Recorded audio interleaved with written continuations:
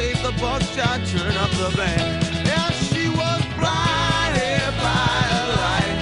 Oh, cut loose like a noose, another runner in the night. Blinded by the light. She got down, but she never got tight, but she'll make it all right. It was on this day in 1973 that some guy known as Bruce Springsteen, I'm not yet sure he was the boss, 53 years ago this January the 5th, but on this day in 1973, Springsteen's debut album, Greetings from Asbury Park, New Jersey, was released. It was recorded in just a single week, and a couple of the singles from that album recorded in a single week were Spirit in the Night, and that song you heard right there, Blinded by the Light. That album from Springsteen, Greetings from Asbury Park, New Jersey, sold about 25,000 copies in its first year of release. That's right. In 1973, just 25,000 copies of a Bruce Springsteen album. I think things worked out for him from there, but you may recall, Blinded by the Light, that version that you just heard, not the biggest hit of that song, the one that you probably know better, Manfred Mann's Earth Band.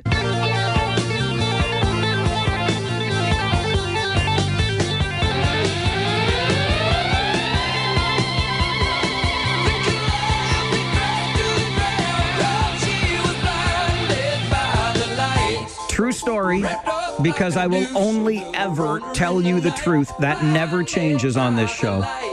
When I was a younger man, it was only that version of Blinded by the Light, the Manfred Mann's Earth Band version, that I was aware of. Much more upbeat, much more of an earworm than Springsteen's version, and Manfred Mann and his Earth Band took Blinded by the Light to number one when they released it. Poor Bruce Springsteen, right? Poor old bossy Bruce Springsteen. Yeah, like I said, things worked out just fine for him. This week, this day in 1973, Greetings from Asbury Park, New Jersey, released by Springsteen. This day is Monday, the 5th of January, 2026. If we still wrote checks or put the date on anything, we would have to be careful of that for the next couple of weeks, right? But who puts dates on anything? Doesn't our computer do everything? Have the AI overlords not yet taken control of all of the things? A very good morning to you. Thanks for stopping by once again, rejoining us here for these daily live conversations between 9 and 1. We're going to be here every day, continuing to do that with you as we march boldly into this new year. Now, I don't know about you.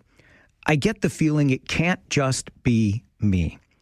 But I got to tell you that every year it seems to get more and more difficult for me to let go of the holidays. I don't know what it is other than perhaps the anticipation of the big day coming, and then it's here, and then it's over. And you're like, well, what just happened? Where did it go? It just goes by so fast. Maybe it also comes with reaching a certain age. Maybe now that I'm on the back nine, I think more about it. But I just couldn't shake it this year. And I did all of the traditional things. I took the long walk through the old neighborhood. And all I could think about was Christmas has gone by and how much different Christmas is today than it was all those decades ago. My beloved and I looked at one another Christmas Day afternoon and said, this is different, but things just change, and they change kind of quickly, and we're in the process of making even, trying to make some new traditions, reestablish some things, because there aren't any little kids, there aren't any grandkids, and if I can just say thank goodness for that, not ready for it yet. But you know what I mean? It's just, I don't know. It was incredibly different this year. Not bad, just really different. And I was overwhelmed by those feelings of Christmas has gone by and what happened to them and how did it go by so fast and why is it so different? And I don't know. I get pretty nostalgic and sentimental in my old age.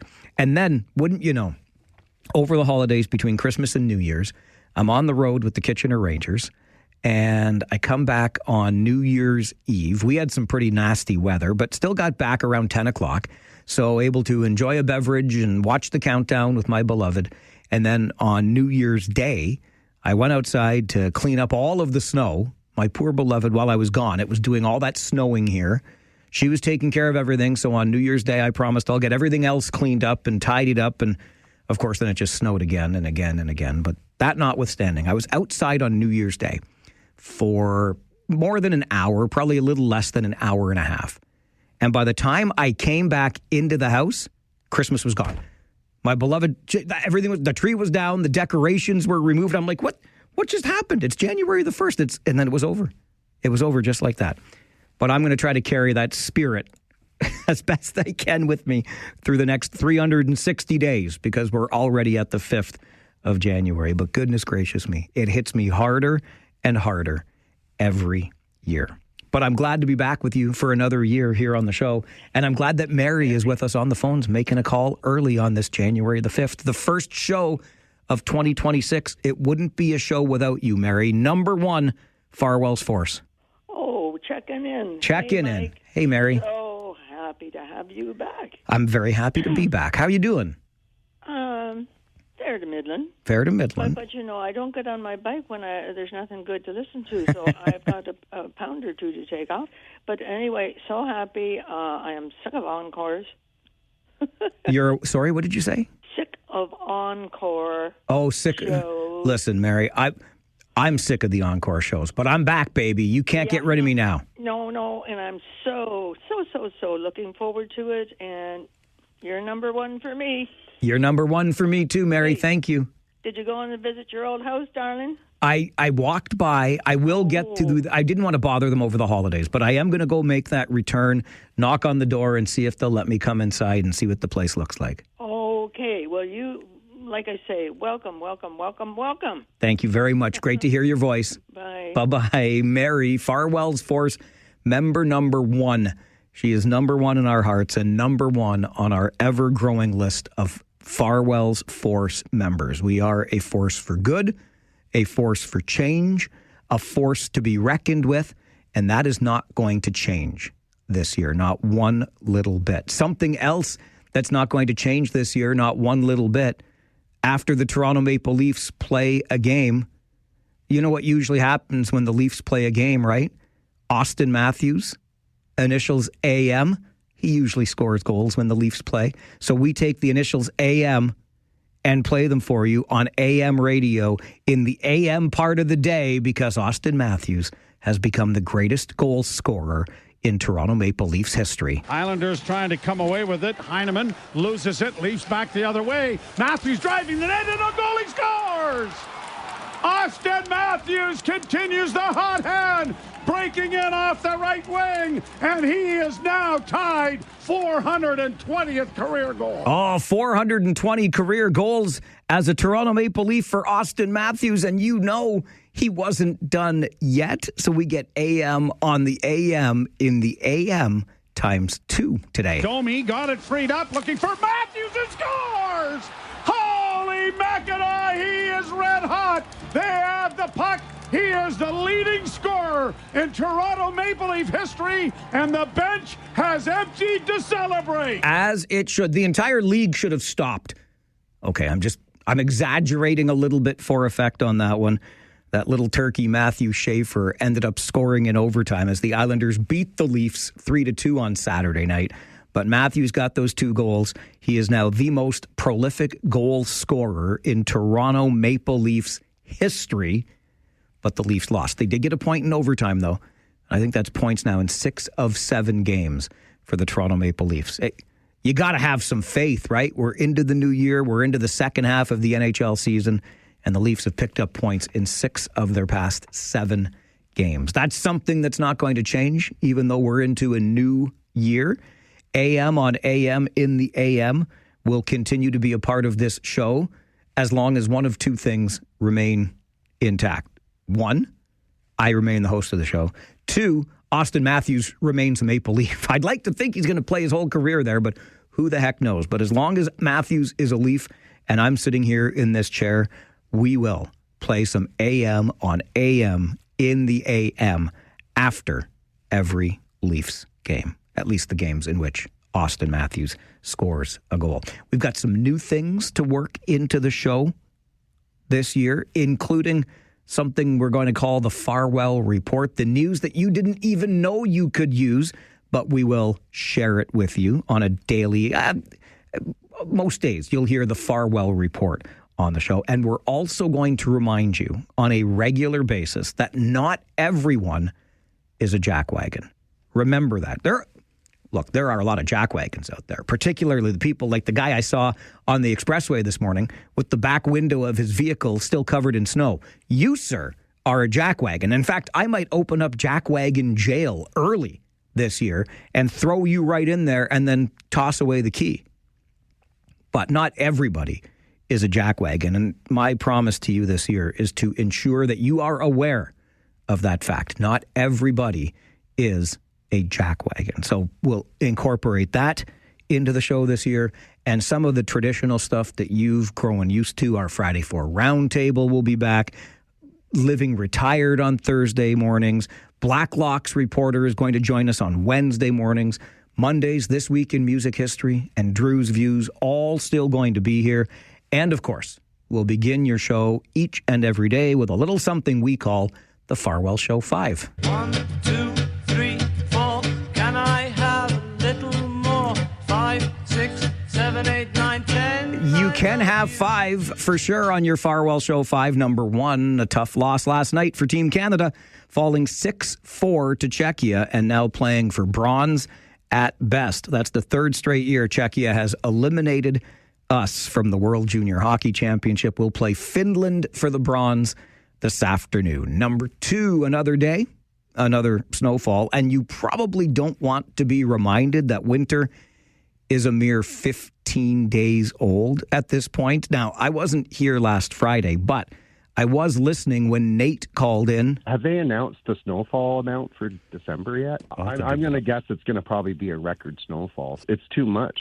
It is too much, Nate, and we got too much more again already this morning. But the answer to your question is no, it is not a record snowfall. What we did get in December, because those numbers have been released, was 56.6 centimeters of snow. That's the most since 2008, but it is not a record. However, between November and December, the region has seen a total of 113.5 centimeters of snow. And that is more than twice. In fact, it's pushing 3 times the average of 41.8 centimeters for the months combined. That's why this winter, despite being only 15 days old, feels so intimidating. It started in November and it really hasn't let up. November's 59 centimeters of snowfall was well above the average of 11 centimeters for the month. Number 3 on your Farwell Show 5 this morning, details have come out about major changes proposed for the bylaw that will let the region of Waterloo take over the site of the encampment at Victoria and Weber Streets in Kitchener. Staff report coming to a special council meeting later this week recommends pushing the date to take over the site back to April the 1st. Staff is also recommending dropping the provision from the bylaw that would let the region forcibly remove people from the encampment under trespassing laws while issuing tickets for as much as $5,000, and a written promise for anyone living at the site before the original bylaw came out to get them into housing. Number 4, with a new year comes big changes to the rules of in-office work for many provincial government employees across the country, including tens of thousands of staff in Ontario and Alberta, who will soon be required back in the office full-time. Now, starting today, Ontario provincial government employees will be expected to work in the office 5 days per week. Right now, it's unclear when federal public servants will have to increase their office presence or by how much. And number 5 on your Farwell Show 5 this morning, Venezuelan President Nicolas Maduro and his wife are set to make their first appearance today in a New York courtroom on drug-related charges that the Trump administration used to justify capturing them and bringing them to the United States on the weekend. American President Donald Trump has said the U.S. would temporarily run Venezuela and sell large amounts of oil from the South American nation to other countries. And that is your Farwell Show 5 for this Monday morning, the 5th of January. We have only just begun for another year here on the show. And after our Farwell Show 5, I like to open things up to you. It's our Monday morning wake-up call coming up right after this quick timeout. You can make it, or I will. The Mike Farwell Show. We're back. We're live for a new year on 570 News Radio and Rogers TV.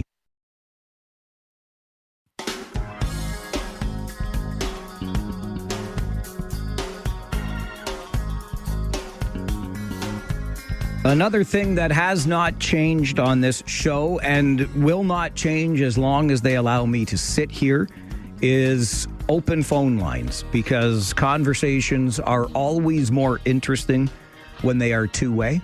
By all means, if you want to be a passive listener and just check in, keep your ears on what's going on, you are absolutely welcome to do that. But if you ever want to engage in the conversation, our phone lines open the minute we begin the show every day. 519-570-2545, star 570, and 1-800-570-5715. There is literally a little button that the guy on the other side of the glass, Devin Robertson, pushes at 9 a.m. When you hear the song to start the show, that button gets pushed, phone lines get opened, and Gary is with us on the phones this morning. Farwell's Force member number 41. Good morning, Gary. Good morning, buddy. Yay, you're back. I'm back. My key still worked.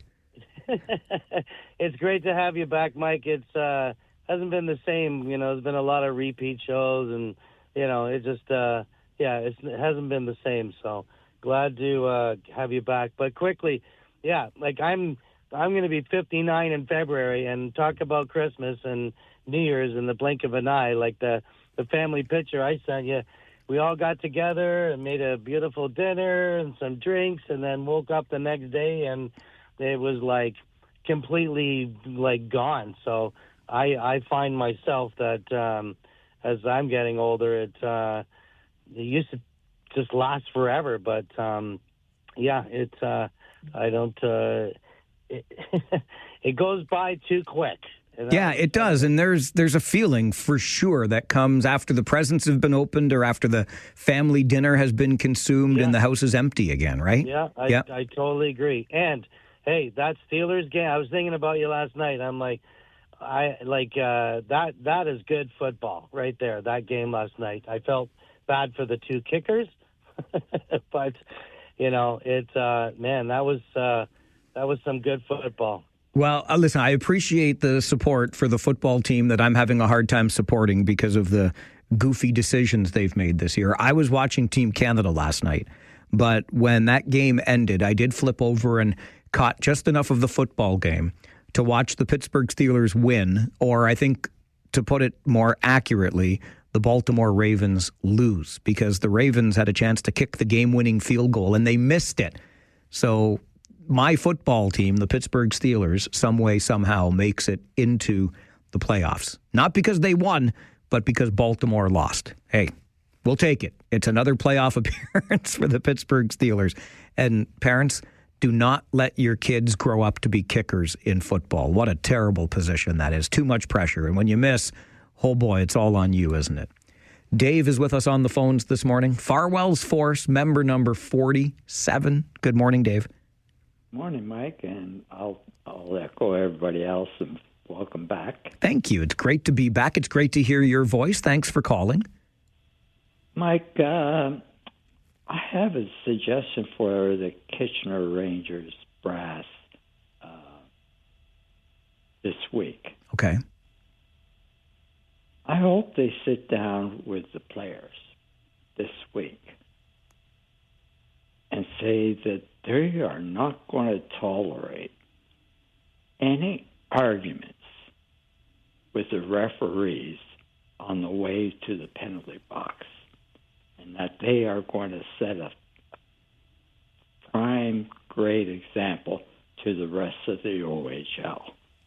That's what I have to say today, Mike. All right, Dave, I appreciate the call. Obviously alluding to the less than disciplined play from Team Canada at the World Juniors. They got themselves into a wee bit of trouble last night, frustrations boiling over. I will say this, to Dave's point about the Kitchener Rangers. I have not seen one time in the 38 games, I think it is, we've now played this regular season with the Rangers, where any player got himself into hot water or even tepid water on the way to the penalty box. So I think the Rangers are already leading with that example. My take on it anyway. If the brass, the executive, the management of the Kitchener Rangers is going to talk to the players about anything this week, it might be about the trade deadline that's coming up. As you may know, the Kitchener Rangers got their former captain, Matt Andonovski, returned to them from the American Hockey League on the weekend.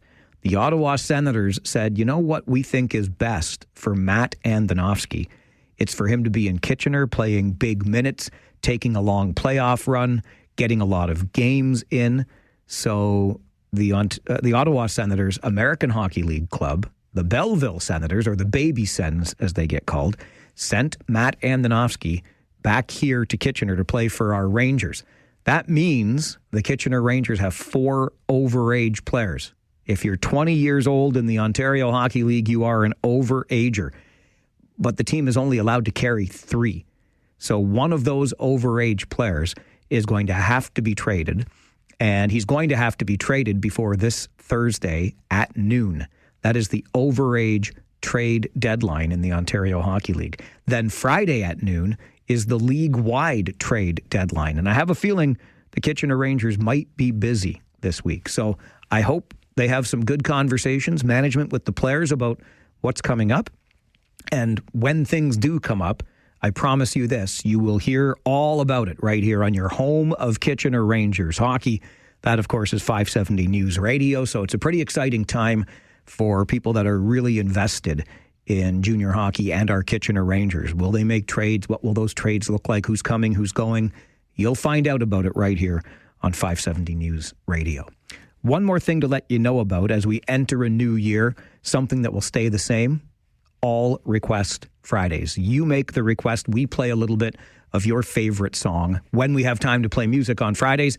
And the theme this week, because it's a new year, how about new? You want to hear some New Kids on the Block, some New Edition? Papa's Got a Brand New Bag by James Brown. You pick what new means to you, but your requests this Friday, the new theme, okay? Drop me an email to mike@570news.com, or when you call in to talk to us, or just give Devin a call and say, this is the new song I would like to hear on All Request Friday this week. I'm going to get you an update from the 570 News Center, and then let's talk about ticket gouging. The founder of a local music festival wants the province to take action, and he's taking action to encourage the province to take that action. We talk about it coming up on the Mike Farwell Show. This is 570 News Radio and Rogers TV.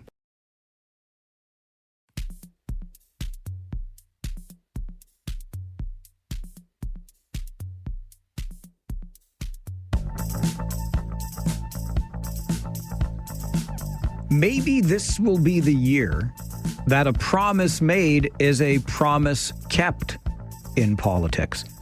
You know, like when you say you're running for one party and then you get elected and change to another party. No, I'm thinking about something else, but you get the idea. I think there are a number of things within the political arena that we would like to see cleaned up a little bit. And heck, why not follow through on the commitments that one makes? You may recall a couple of months ago, in the fall of 2025, as we're now into the new year of 2026, Ontario Premier Doug Ford was pretty fired up about the prices that ticket resellers were getting for Blue Jays tickets. And Premier Ford made it clear that this type of gouging was not going to be allowed to continue.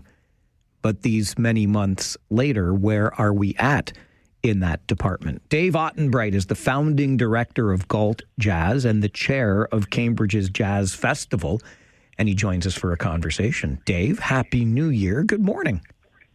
Good morning, Mike, and a belated Happy New Year to you. Thank you very much. It's great to have you on the show to talk about this because you really wanted to see action to the point that you took your own action and approached your MPP in Cambridge about the issue of ticket gouging. What have you done so far? Well, I contacted my MPP, Brian Riddell, and to be quite honest, I don't expect a reply from him. Why don't you? Well, I think that's just the way things are. There's a kind of a tendency for some of our politicians to turtle when things get a little hot and, to ask a perfectly logical and reasonable question as to, the reselling ticket issue, I thought perfectly within my right. And the bottom line is, I'm Brian Riddell's boss. That is absolutely true. I remember a candidate many years ago. We would host here at the radio station. It was an online thing we were trying where we could have online chats with candidates for the election, and people could ask questions and they would interact online, et cetera, et cetera. And one of the candidates kept insisting to use the language, if he gets hired for the job. I'm like, don't you mean if you get elected? He says, no, because the people that vote for me are ultimately my bosses. Exactly what you've just described. Yes, good point, yes. So what was the content of your letter?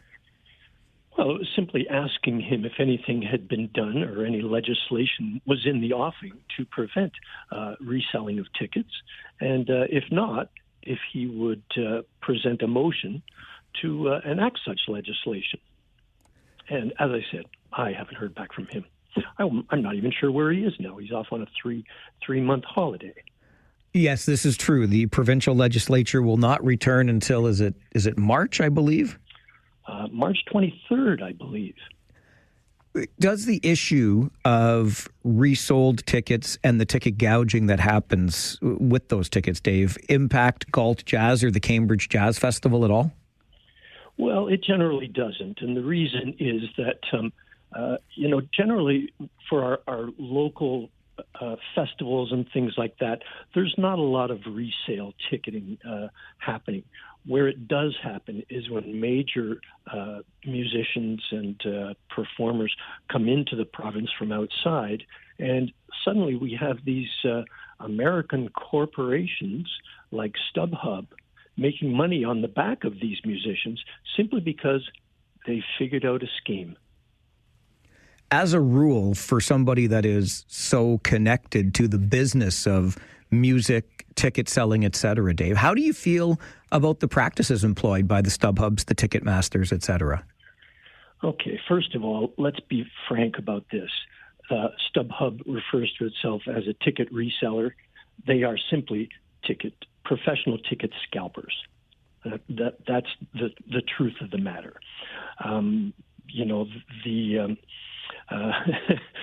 Mike, I'm wandering off here, and I've forgotten your question. Just how you feel about the practices of StubHub, Ticketmaster, et cetera, when it comes to the resale market.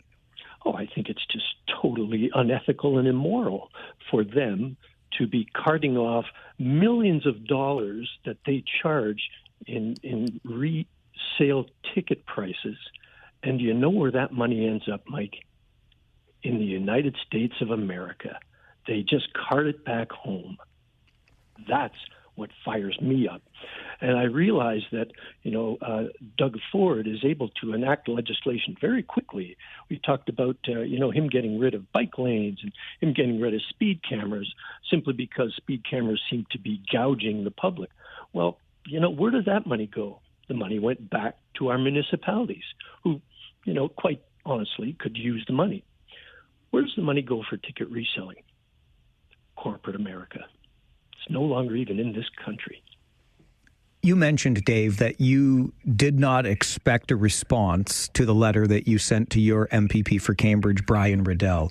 When you heard Premier Ford sound off on this issue back during the Blue Jays playoff run, did you take him seriously? I was hoping that he was serious because every once in a while he gets a whim or a bee in his bonnet and he does something about it. You know, the funny thing about that is he sounded off against the reselling of tickets, but in reality, his government actually rescinded the Ticket Sales Act that was enacted in 2017 by the previous government. His government rescinded that Ticket Sales Act in 2019 that would have capped resale ticket prices at 50% above original face value. So Doug Ford gets all these headlines for complaining about something that he and his government were responsible for making happen. How crazy is that? And I was kind of twigged by a recent article that I read that says that Great Britain is outlawing the resale of entertainment and sports tickets for profit, period. And I remembered Doug Ford's outrage. And that's what kind of twigged me onto, getting something done, getting something stirred up here. These guys are going to be around for another 3 years. We might as well make them earn their pay, do some good things for the people in this province. I absolutely admire the passion, and I've said to people many times when they do get frustrated, take some action, even though you don't think you're going to get a response.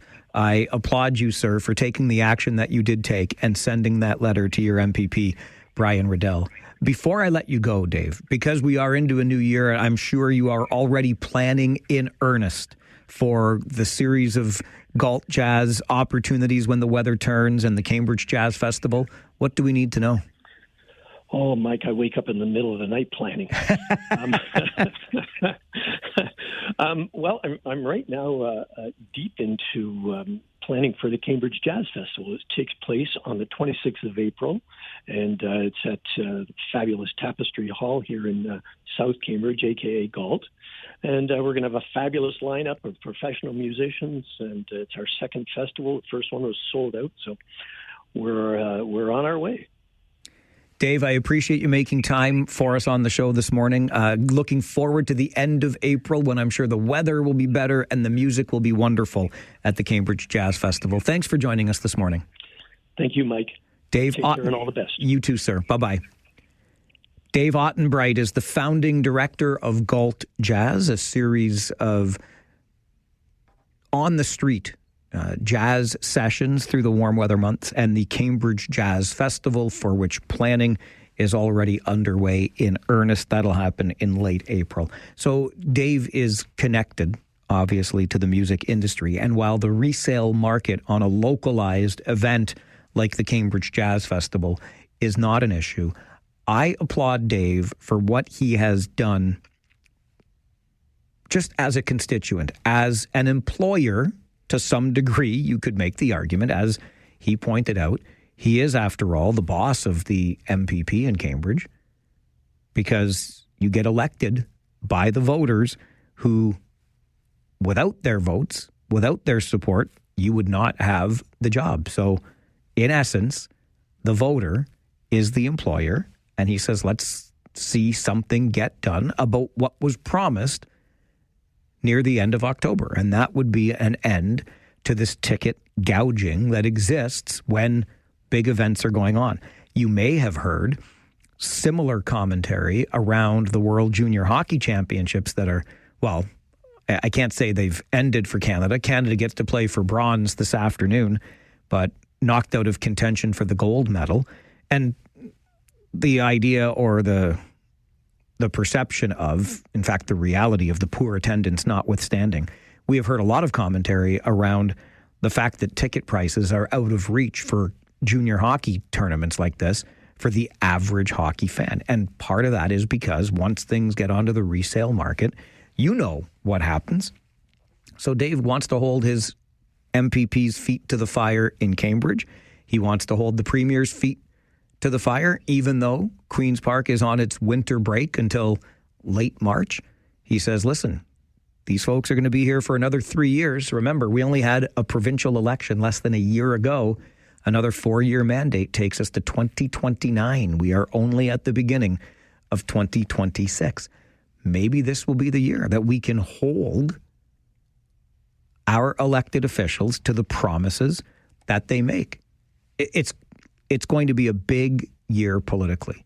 Right here in the region, change is very likely afoot. It is a municipal election year. Maybe Dave Ottenbright is onto something here, holding one's feet to the fire when they make a commitment to us as voters. Can this be the year that we see some change in this regard? Would more of us do what Dave Ottenbright has done? And is there really anything to do about the resale ticket market? After all, the reseller will only receive what somebody is willing to pay. It is very much the free market system that exists, right? If somebody's willing to pay $1,000 for that seat at the Rogers Centre to watch a baseball game, and you've got the ticket on offer for that price, well then, doesn't that become the price? Is this a place that the government should even be intervening? Dave thinks so. Premier Ford said he would. What do you think? Do we just let the market demand or operate as it is? And whatever the price is, as long as somebody's willing to pay it, that's the price. Makes it tough for the average Joe or Jane, but that's the way the free market works, right? Or do we need some legislation here? And is it time to hold the province's feet to the fire on this? Your thoughts always welcome on the Mike Farwell Show. This is 570 News Radio and Rogers TV. Doug Ford is able to enact legislation very quickly. We talked about, him getting rid of bike lanes and him getting rid of speed cameras simply because speed cameras seem to be gouging the public. Well, where did that money go? The money went back to our municipalities, who quite honestly could use the money. Where does the money go for ticket reselling? Corporate America. It's no longer even in this country. That is Dave Ottenbright, the founding director of Galt Jazz and the chair of the Cambridge Jazz Festival, planning for which, by the way, is already underway. The Cambridge Jazz Festival to be held at Tapestry Hall in late April. And I, for one, am more than ready to think about late April in early January when this winter has been beating us since November. But that's beside the point right now. The reason Dave joins us this morning is to talk about that very thing. Legislation to guard against price gouging on the ticket resale market. Not an issue for the Cambridge Jazz Festival, a much more localized music festival. But as you know, major sporting events, major concerts, the ticket prices get to the point, quite frankly, of being outrageous. And along the way to getting outrageous, there are fees on top of fees collected by these reselling sites, these resale sites, which are, as Dave points out, really just legalized scalping systems, if you will. I'm old enough to remember, and you might be too, the days when you would buy tickets from somebody outside the stadium and you did it in as clandestine a manner as possible, lest you get in trouble, charged by the police or some such thing. I remember an episode of a sitcom, I'm pretty sure it was Tool Time. No, Home Improvement was the name of the show. But with Tim Allen, Tim the Tool Man Taylor, right? And he went to a sporting event and got arrested because he tried to buy tickets off the street. 519-570-2545, star 570, and 1-800-570-5715. Hope springs eternal when a new year begins, doesn't it? We set resolutions for ourselves. We always enter, I feel as though we do anyway, the new year with a sense of optimism. And that's why I wanted to have Dave on the show, because I like where he's going with this idea. He sent a letter. He took action as a resident of Cambridge and a constituent of MPP Brian Riddell, and he sent a letter to the office. He has not received a reply to that letter. He says he didn't expect to receive a reply. But as a constituent, as an employer of the man who was elected to represent Cambridge, he thought, you know what? I'm not just going to let you ignore the issue that your leader, Ontario Premier Doug Ford, promised to take action on. I'm going to take some action myself and send this letter to your office to let you know, hey, I'm paying attention to what's going on. I heard what your party leader said, What are you going to do about it? What has been done so far? What are the plans to bring in legislation to stop this ticket price gouging? I applaud Dave for taking that kind of initiative and just, if nothing else, issuing the reminder to those that we elect that they have a duty to us as constituents. And I'm thinking about that in so many different contexts. A couple of them being the much publicized floor crossings that we saw in late 2025. And now, heck, are we going to see one more in early 2026 so that Prime Minister Mark Carney can have his majority Liberal government? All he has to do is attract one more member from one of the other parties, and boom, the Liberals cross the floor on their way to a majority government. Not what the voters asked for, not what the vote decided, but what the party was able to do given the rules. And I know that this has been around for hundreds of years, and people have switched sides multiple times from Liberal to Conservative, from Conservative to Liberal. I don't care. I think the practice, we should just not dismiss it and shrug our shoulders because it's been happening for so long and it has happened so many times in the past. At some point, can't we just say, we don't like this? It doesn't serve us well. Maybe we need to change the rules. I would submit the same to you. And all I ask when it comes to floor crossing is, that's fine. You are absolutely within your rights to change your mind about the party that you are representing. Just go back to the community that elected you and ask if they will elect you again as a representative of the new party. If you want to cross the floor, there should be a by-election. And I will say the same thing again, because we're in a municipal election year. If you decide after being elected locally that you would like to run provincially or federally, you don't get to just temporarily go on leave from your local seat. You sign a contract with voters. This October at the municipal election, you are asking for our support for the next 4 years. If you want to break that contract because you want to seek higher office, that's fine. But you don't get your seat held for you while you're applying for the new job just in case you're not successful at the new job. You have to resign, and then there should be a by-election to see if we want you back after you decided you were going to run for a different level of government. I think that's only fair to the people who actually take the time and put in the effort to get to a polling station. They do their research. They vote for you for a reason. I would love to see those things change. And what might be changing this year, don't forget, is the look of our municipal election ballot, right? If the rumors are to be believed, we will not be electing regional councillors this time around. The province sounds like it's intent on changing the way our regional government works, appointing a regional chair, not electing. And then the regional councillors that we elect would no longer be on the ballot. Instead, just the mayors that get elected would then sit on a new regional council. And don't even get me started on school boards. We might not be voting for trustees in October. The province seems intent on taking over more and more control from school board. It's going to be a very interesting year. All the more reason for us to stay engaged and involved in what's happening in our community. I'm going to get you an update from the 570 News Center, and then let's talk about the crime that is happening in our community and the perception we have of it. A new report sheds some light on the differences between crime perception and crime reality, and we'll talk about it next on the Mike Farwell Show. This is 570 News Radio and Rogers TV.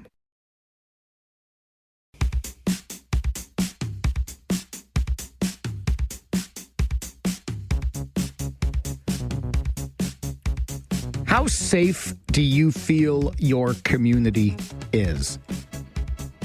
And how closely do you feel those feelings match the reality when it comes to safety and or crime statistics, if we are measuring safety based on the statistics that are shared by our police services in terms of violent crime, homicides, gun crimes, etc. I know, and I think we felt similarly, about a month or so ago, we had a number of very high-profile events involving guns in our community. And it rattled me more than a little bit, I can tell you that. And I got the feeling from our conversations that it rattled you as well, made you think that we are not living in as safe a place as we once did. More people, more problems would perhaps be a crass way of looking at it. David Valentin is the principal with Liaison Strategies. A new report from Liaison Strategies looks at crime perception in Ontario cities, including ours right here in the region. And David makes time for our show this morning. David, good morning. Good morning. What did you find when it comes to the perception of crime in the city of Kitchener? So what we found is that the perception is crime is going up in every category we asked about. Homicides, 66% of respondents think that's going up. Assault, 68%. Robbery, 71%. Auto theft, 64%. So no matter what kind of crime we asked about, and, usually people ask, is crime in general going up? That could mean a lot of things to a lot of people. People could see encampments and say, well, that's crime, or they could see graffiti and say, that's crime. So we were very specific in what we asked about, but no matter what we did ask about, the answer is it's going up. Now, how did those perceptions then, what you learned from asking people about those various crimes and their responses are, yes, they're going up, how does that relate to police data for our community? Well, by and large, it does not square up correctly. What we're seeing for the most part across Ontario is that auto thefts are declining, is that robberies are declining. In Kitchener, what we saw, at the last check-in with police was that homicides had actually dropped. And yet people think the number of homicides are increasing. And as you mentioned at the top of the show, when you have a high-profile incident, it can really color the way that people feel. So what does this data then tell us when there's not a match between our perception and the reality in terms of statistics? Well, we undertook the project for a number of reasons. And as you mentioned, we did it in 10 cities across Ontario, the 10 largest cities. So congratulations to Kitchener. You're in the top 10. And what we wanted to see was, is there any correlation between the crime rates and people's perceptions of safety across any of the cities, right? Because in some cities, some types of crime are going up. In most cities, most types of crime are going down. And what we found basically is there is no correlation. The crime rate in a city has absolutely no impact on how safe people think their city is or isn't. But what we did find interesting is this, is if you believe that crime is going up, more or less, you think it's going up in all categories. If you believe no, crime is staying the same, or maybe it's going down, then you think the same thing for every type of crime. So it's really one or the other. You either think it's going up and everything's going up, or it's the opposite. Were these findings consistent, David, amongst the 10 large cities in Ontario that you looked at? So yes and no. In all cities, the majority of people said that crime was going up, but by how much is the real differential? So, Kitchener is sort of the middle of the pack.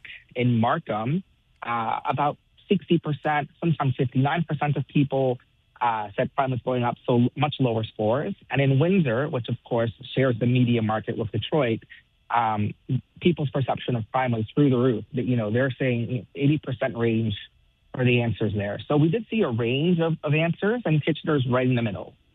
How did you do the research? How did you compile the data? So this was done through telephone research. We did an automated survey, 800 residents in Kitchener. Every city had 800 respondents. And then for Toronto, we did the sample was a little larger. We got 1,000 respondents for Toronto. And it was all done at the exact same time so that all the cities were surveyed in the same time frame. And why this topic in particular, the perceptions of crime in one's community? This has been something I've been following as a researcher for some time. And back at my old firm, I used to look at people's perceptions of other cities. I thought it'd be interesting to take a look, because a lot of the statistics come out at the end of the year in December, to take a look at, in the fall period, what are people thinking about their own communities? But also, this kind of research in Canada hasn't really been done before. We ask about crime in general. I haven't seen other studies that ask about the types of crimes. Because I think there is a difference between, is crime going up? And what does that mean versus asking about homicides or auto theft? It's really interesting research. I enjoyed going through the detail in the report, and I appreciate your time on the show this morning, David. Thank you very much for being here. Thank you so much for having me. David Valentin is a principal with Liaison Strategies. Their survey highlighting the perception gap between what we as residents report and what we're actually getting by way of police data. And what this survey finds is that 70% of people in our community believe that crime in Canada has increased on the whole over the past year. And here locally, it's even more pronounced. 66% believe there have been more homicides when the numbers actually say there were fewer. And 71% believe there's been an increase in robberies despite the statistical evidence to the contrary. The most striking gap in perception, according to Liaison Strategies, concerns deadly violence. In all of 2024, the region recorded 5 homicides. And as of mid-October in 2025, we had just 2 homicides reported in the region. Shooting incidents had decreased in the first 11 months of last year. And despite those declines, 66% of survey respondents still believed that the murder rate was rising. Again, when we have incidents, the likes of which we had in our community in early December, right? We had that basically a drive-by at Bridgeport and Weber and Waterloo where one vehicle shot at another. We had a house in Cambridge shot at. Both were described as targeted incidents. There was video released of both. This is unnerving stuff, and I think we can all relate to the areas where they happen. Certainly Weber and Bridgeport, it's such a notable intersection that it's going to leave an impression with us.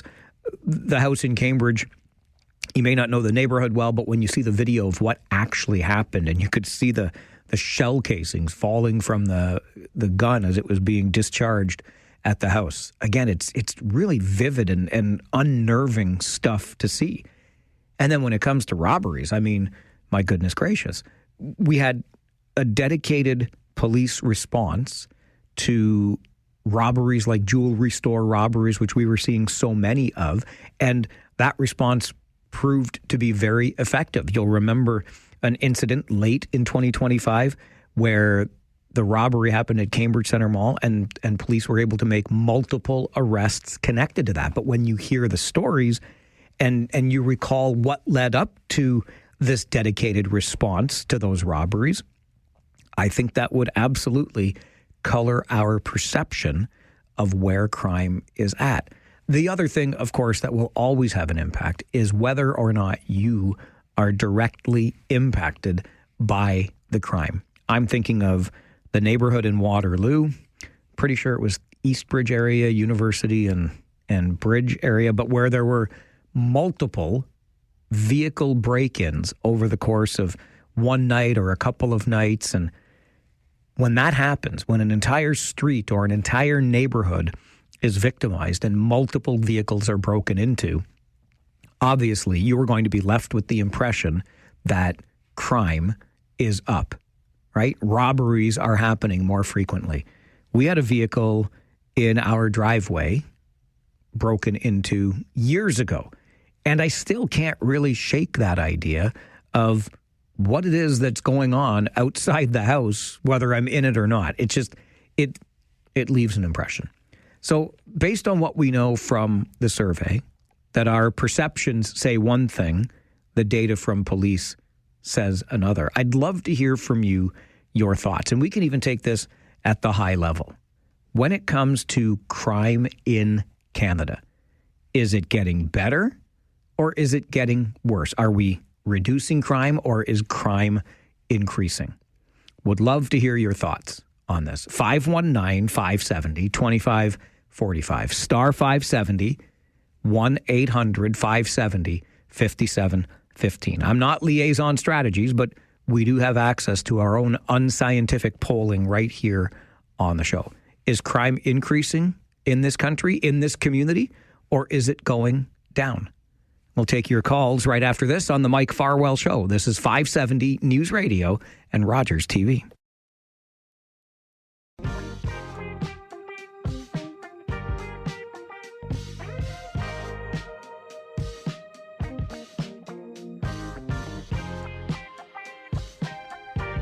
That is David Valentin, principal at Liaison Strategies, who joins us this morning to share new research from a report released just before the holidays called Crime Perception in Ontario Cities. And it took a look, the report did, at 10 of the largest cities in Ontario. Congratulations to us. We are one of those 10 large cities, which, just by the by, is worth issuing the reminder this morning. I'm fond of reminding folks of this every chance that I get. Not only are we one of the largest cities in Ontario, but as a region, we are the 10th largest municipality in this entire country. So what happens here matters an awful lot. And that's why we have shows like this to discuss the issues that are happening here.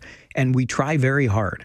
I will continue to shout as loudly as I can to provincial and federal representatives when it comes to getting the necessary funding for the important infrastructure. Hello, all-day two-way GO transit and more for our community. We are the 10th largest municipality in this country when you take the region as a whole, our 3 cities and 4 townships. But what David Valentin from Liaison Strategies was talking about this morning is the difference between our perceptions of crime and the realities that we learn through crime data. And what we find is that they don't match. We feel as though violent crimes are up, robberies are up, homicides are up, they've increased, when in fact, you look at the data and it tells you in each of those categories, the numbers have actually declined. And I wonder for you how you feel about the level of safety or the level of crime in your community. 519-570-2545, star 570, 1-800-570-5715. I think it's pretty easy to understand why we have the perceptions that we have. Anybody remember the LCBO at Homer Watson in Ottawa, where there was a very high-profile, brash, brazen robbery of alcohol where multiple people, no face covering, just walked into the store, filled up bags with alcohol, and walked right back out again? When you see something like that, something so brazen, something so high-profile, of course you're going to start thinking that crime or robberies in particular must have increased in the past year, right? It wasn't more than a year ago. Remember, it was about this time last year. It was just over, or just less than a year from now, a year ago, that Prime Minister Trudeau stepped down, clearing the way for Mark Carney to take over as leader of the Liberal Party and resurrect the party from the ashes and prevent Pierre Poilievre from becoming prime minister, something we all thought was going to happen. And what was one of the things that Pierre Poilievre, federal conservative leader, insisted he was going to do as leader, right? Reduce the crime. Because he was big on, and understandably so, even Premier Ford has talked about jail, not bail, the revolving door in our criminal court system. When we hear stories like that repeatedly, when those messages are drilled home time and again, obviously it's going to color our perception of what's happening in our community, in our country as a whole. But as it turns out, despite the fact that here in the region, we believe that crimes like robberies and homicides are increasing, in fact, what we have learned is, or what the data tells us, is that they are decreasing. And I will add to this that we in the media get our share of flack from folks who follow reports like this, hear news like this, and say, well, if you wouldn't talk about it so dang much, right, we wouldn't have these perceptions that don't match the realities. We're here to share the information with you. What you do with that information is entirely up to you. And maybe you participated in the Liaison Strategies poll.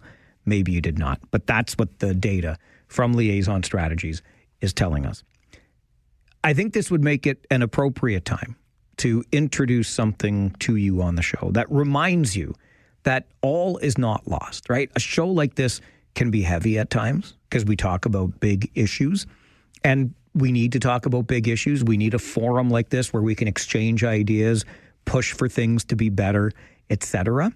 But it's also important to remember that all hope is not entirely lost. And if I had a nickel for every time I heard over the holidays or since the holidays, why can't we keep that Christmas spirit all year long? What is it that stops us from goodwill towards men, etc.? If I had a nickel for every time I heard that, my next year's budget for Christmas presents would already be covered. Everybody expresses that sentiment at the holidays, and it really got me thinking.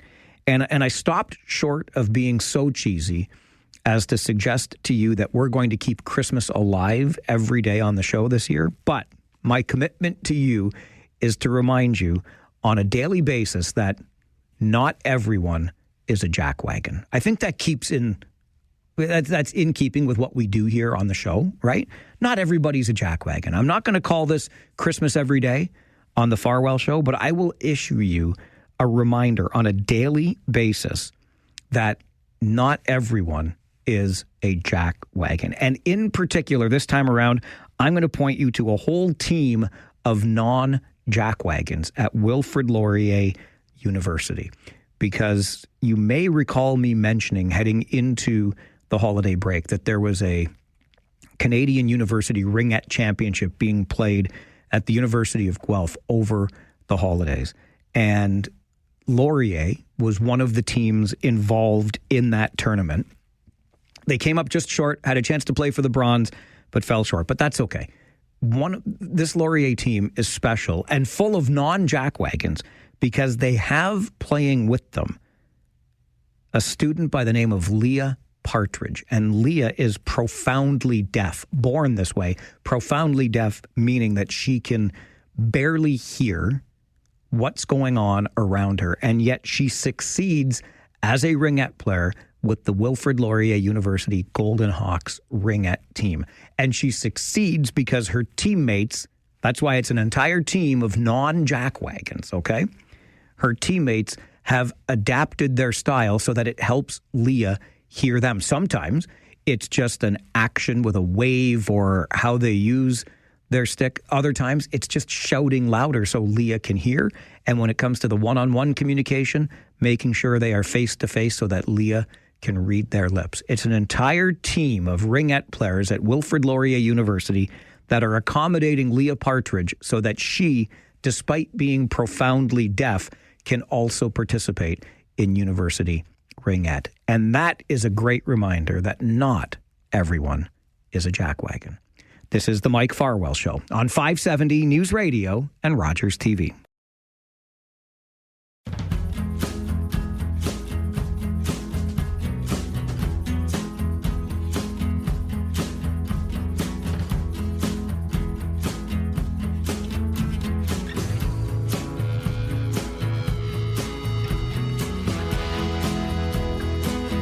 Our first show of 2026 on this Monday, January the 5th. And this also happens to be the first Monday of the year, and something that we will continue doing on the first Monday of every month through this year of 2026 is checking in with our friends at the Food Bank of Waterloo Region, because we know food security is top of mind for many leaders in our community, not the least of which is the leader of our Food Bank of Waterloo Region. Kim Wilhelm is the CEO there and joins us here this morning. Nice to see you. Happy New Year. Happy New Year to you as well, Mike. It's great to see you. I hope you got some time over the break to take a little bit of a rest. I did take some time, and it was really nice, but thrilled to be back here this morning and start my new year actually with you and talk about what's happening in our community right now. Thrilled to have you here, and I'm glad that we can continue these conversations for another year here on the show on a regular basis. Again, first Monday of every month at 10:30, because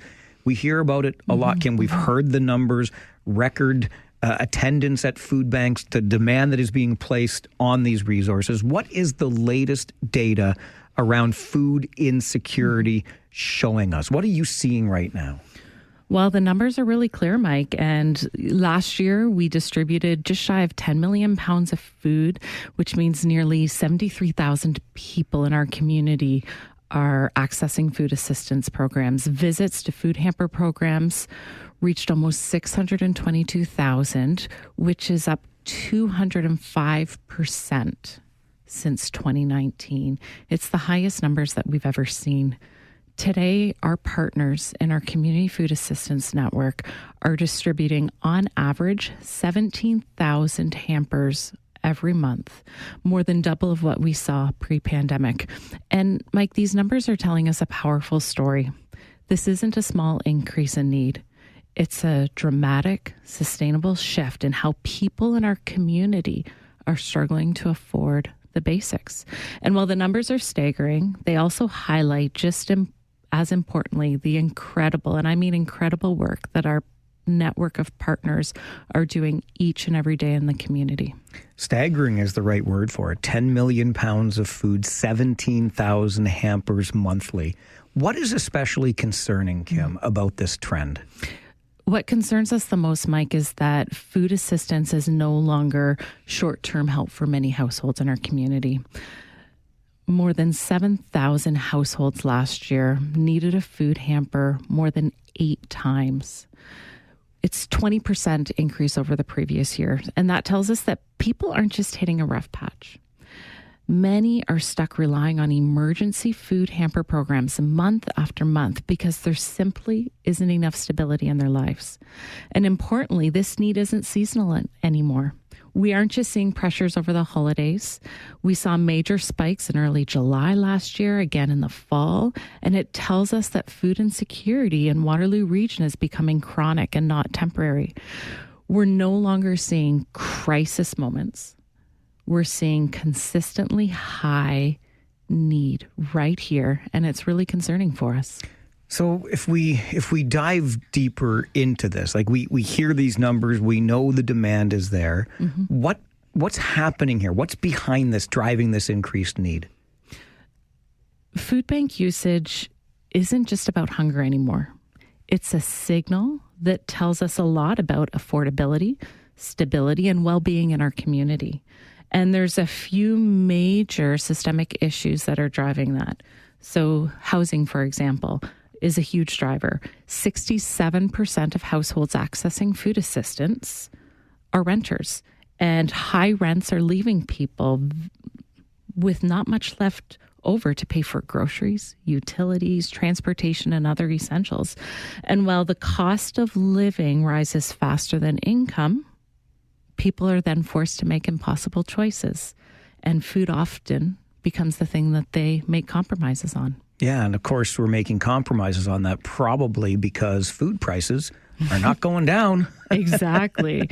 And we're seeing that food prices definitely is putting more pressure on families. And when we look at the next year, Canada's food price report predicts that food prices will rise another 4 to 6% for families.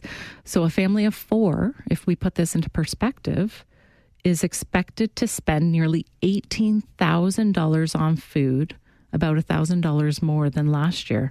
And for families who are already living paycheck to paycheck, that increase can be devastating. I spoke to someone before the holidays who said, when food prices first started to go up, they started making cutbacks on things like meat or fish. And now they're having to make choices between, beans and bread because the price of food is just going up so much. And that's just one story. There's thousands in the community out there. But what I want to make clear is it's not about irresponsibility or lack of motivation on individuals. It's about budgets that no longer stretch, and systems that are under pressure. So what needs to change, Kim? So much. How long do we have? Food banks provide critical short-term relief, but we're not a long-term solution to poverty, and food insecurity is a symptom of poverty. We need meaningful government action to address affordability, and that includes more affordable housing, wages that people can actually live on, and stronger, more responsive social assistance supports. Food banks, Mike, were never designed to replace strong social systems. And right now, we are helping people survive, but long-term solutions must come from policy change. Okay, and there's no doubt we need that policy change. In the meantime, how does our Food Bank of Waterloo Region continue to respond? Well, we continue to work with our network of 61 local partners to make sure people can access support if and when they need it.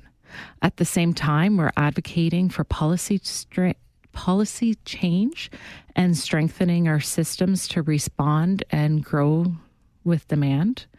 And even as the need grows, one thing that has not changed is the community's commitment to care for each other. Our partners collaborate with each other's volunteers are continuing to step forward. Donors are responding with generosity and compassion. The sense of community truly does matter. There's a strong community, too, that participates in this show every day, Kim. And for those that might be inclined to want to reach out and help, how can folks do that? Well, I said earlier that food insecurity isn't just happening at the holidays. And so as we head into 2026, if you are out at the grocery store and you have room in your budget, please consider picking something up for the food bank. If you're not sure what, there's always a list on our website at thefoodbank.ca. But think about things that are high in protein, low in sodium, maybe something that has a pull tab lid so that if somebody doesn't have a can opener, they can still access the product. If you're able to make a financial donation, you can get an immediate tax receipt on our website at thefoodbank.ca.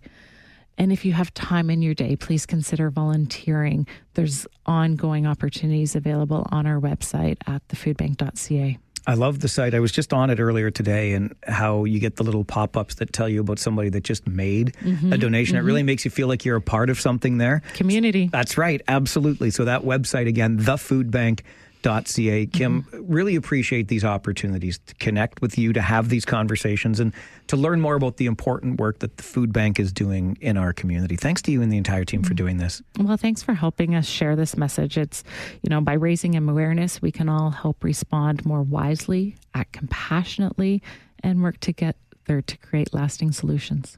I think we're going to get, I have confidence. I have faith in this community, right? I know we're going to keep things operating at the food bank, but let's keep pushing for that policy change. Let's rally together and find those sustainable solutions. We'll get there. Kim, thanks for doing this. Thanks, Mike. Kim Wilhelm is the CEO at the Food Bank of Waterloo Region. She will continue through this year, joining us on the first Monday of every month, except when that Monday might be a holiday. But we always make time to have these conversations, shine the light on food insecurity in our community, and talk about what we can do to not only shine that light on it, but maybe affect some of that necessary policy change. Kim Wilhelm joins us on the Mike Farwell Show this morning, 570 News Radio and Rogers TV.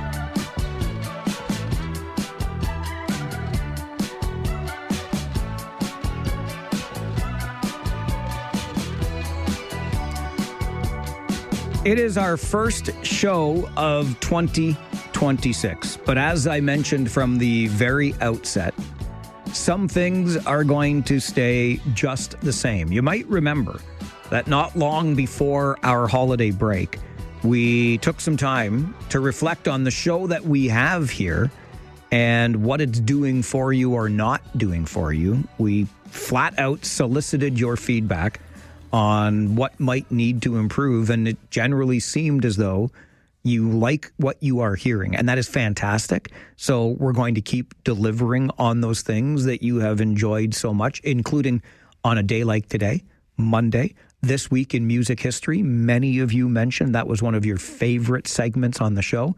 So Brian Allison is going to join us for another year of those looks down a musical memory lane every Monday morning at 11. Rob Deutschman is going to be here for some political R&D on Wednesday mornings at 11:30. We'll try to learn how the sausage is made when it comes to decisions that are made locally, provincially as well, sometimes federally. But Rob's got some deep experience in the local scene politically, having been a former mayor in North Dumfries and a former regional councillor. So lots to always talk about with Rob. And sometimes because we're both passionate, Rob and I get, kind of heated in our discussions, but that's what it's all about. It's about bringing the passion and bringing you information, helping you understand better what's going on.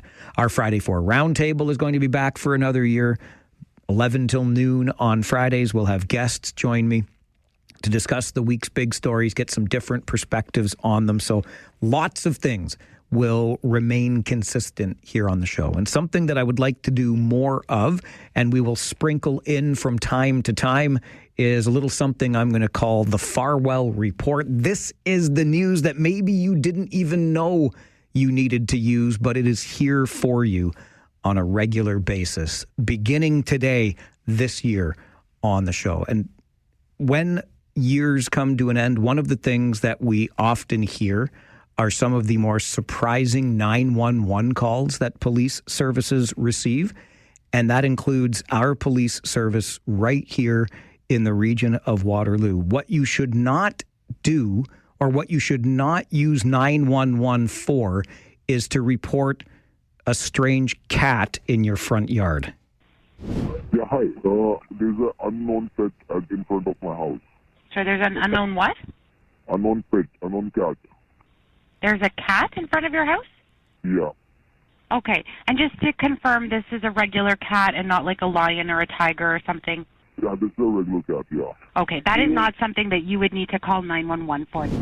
That is not something you would need to call 911 for. The caller begins by saying there's an unknown pet in front of my house. Obviously, their voice has been disguised, so they will not be recognized by their voice, but there's an unknown pet in front of my house.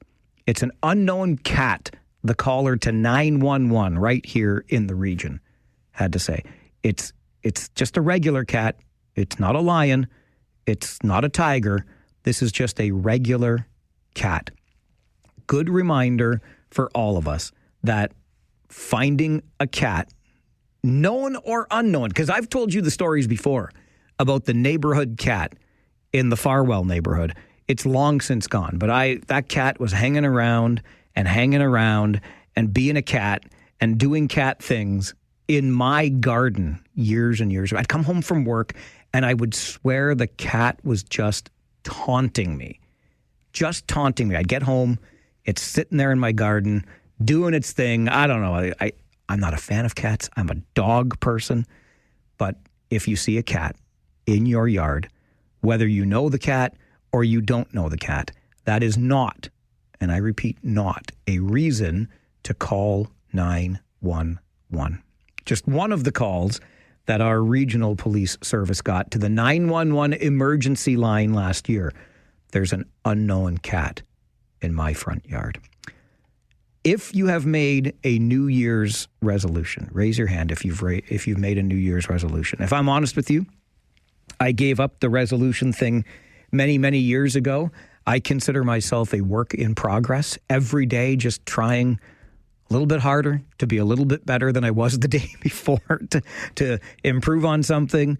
If it's time to lose a little bit of weight, if it's time to eat better, that can start on a Wednesday afternoon. It can, whatever. I don't have to wait for Monday. Every time I wait, I'm trying to develop better habits all the time. But I will confess to one of the things that I gave considerable thought to over the break was making sure, because I read all the studies, I hear this stuff over and over again. And one of the things that it keeps coming back to is getting at least 7 hours of sleep every night and what that can do for your health. Consuming water and getting 7 hours minimum of sleep every night. I don't know that this will surprise you, but me and 7 hours of sleep do not get together a whole heck of a lot. I rarely get that much. But I told myself over the break, you know what? I need to prioritize this. If I'm going to keep doing the things that I do and do them to the best of my ability, I had better be well slept. So I made the promise. I'm going to make sure I'm getting in bed before 10 o'clock at night. I feel like a child when I say that, but if the alarm's going off at 5, 10 till 5 is 7 hours. Then what happens?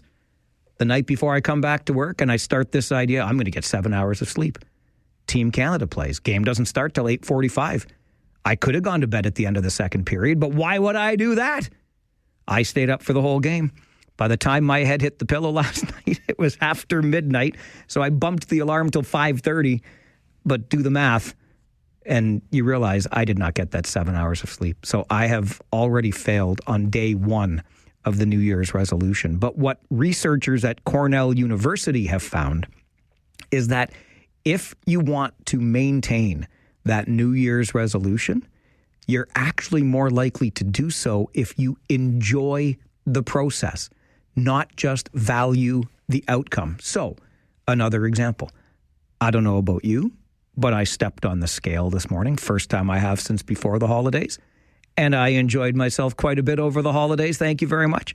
I enjoyed myself to the point of 4 extra pounds over the holidays.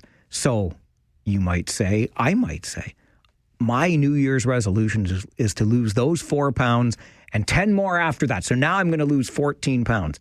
I value that outcome, but am I going to enjoy the process of getting there? If we can find a way to enjoy the process, we are much more likely to stick to the resolution. It's not just discipline that drives success. Finding joy in the process is better for long-term change. And one more little bit of the news that you didn't even know you could use here on the Farwell Report this morning. Who has signed up for Dry January? Again, I will raise my hand and say yes, because I enjoyed many very good beers. Some not so good, but mostly very good beers over the holidays. And I thought, getting more water and less beer over the month of January, why not do the Dry January thing this year? And here's the great part about this. Researchers who examined 16 different studies on Dry January found the same unexpected thing over and over in each of those 16 studies. And that is that even partial success pays off. Even temporary abstinence from alcohol can trigger changes that will last well beyond the Dry January challenge itself. People who did not complete a full month of no drinking still drank less 6 months later.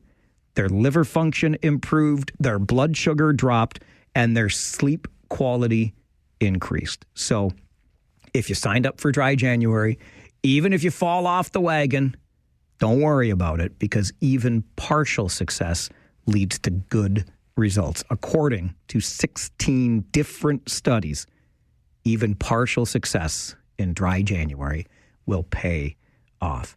And that, my friend, is your Farwell Report for this Monday morning, the 5th of January. I'm going to get you to the 570 News Center for an update, and then continuing with one of your favorite segments into a new year. Brian Allison joins us next for This Week in Music History here on the Mike Farwell Show.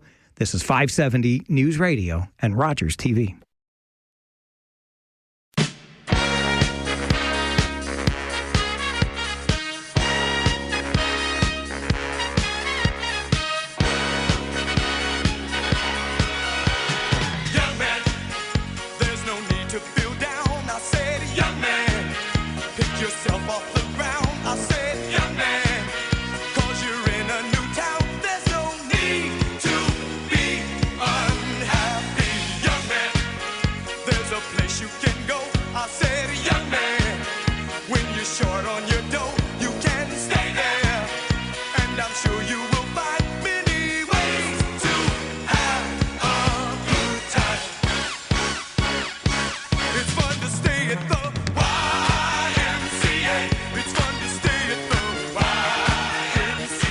Now that is how you start a new year with one of your favorite segments here on the show. Monday mornings at 11 a.m., we welcome our good friend and musicologist Brian Allison to the show for This Week in Music History. And now we have also inserted the appropriate earworm, so you'll be singing The Village People all day. I saw you tapping your toe when that song came on to start This Week in Music History for this week. And remember, what you hear here can also be found on Brian's Facebook page of the same name, This Week in Music History, and you'll get even more tidbits than what we can get to with our allotted time here on the show. But thus begins another year of This Week in Music History. Brian Allison, good morning. Happy New Year. Happy New Year, Mike, and happy anniversary. Yes, here we are 1 year in, and we're going to keep rolling right along. Awesome. So happy. You and me both. And the listeners, too,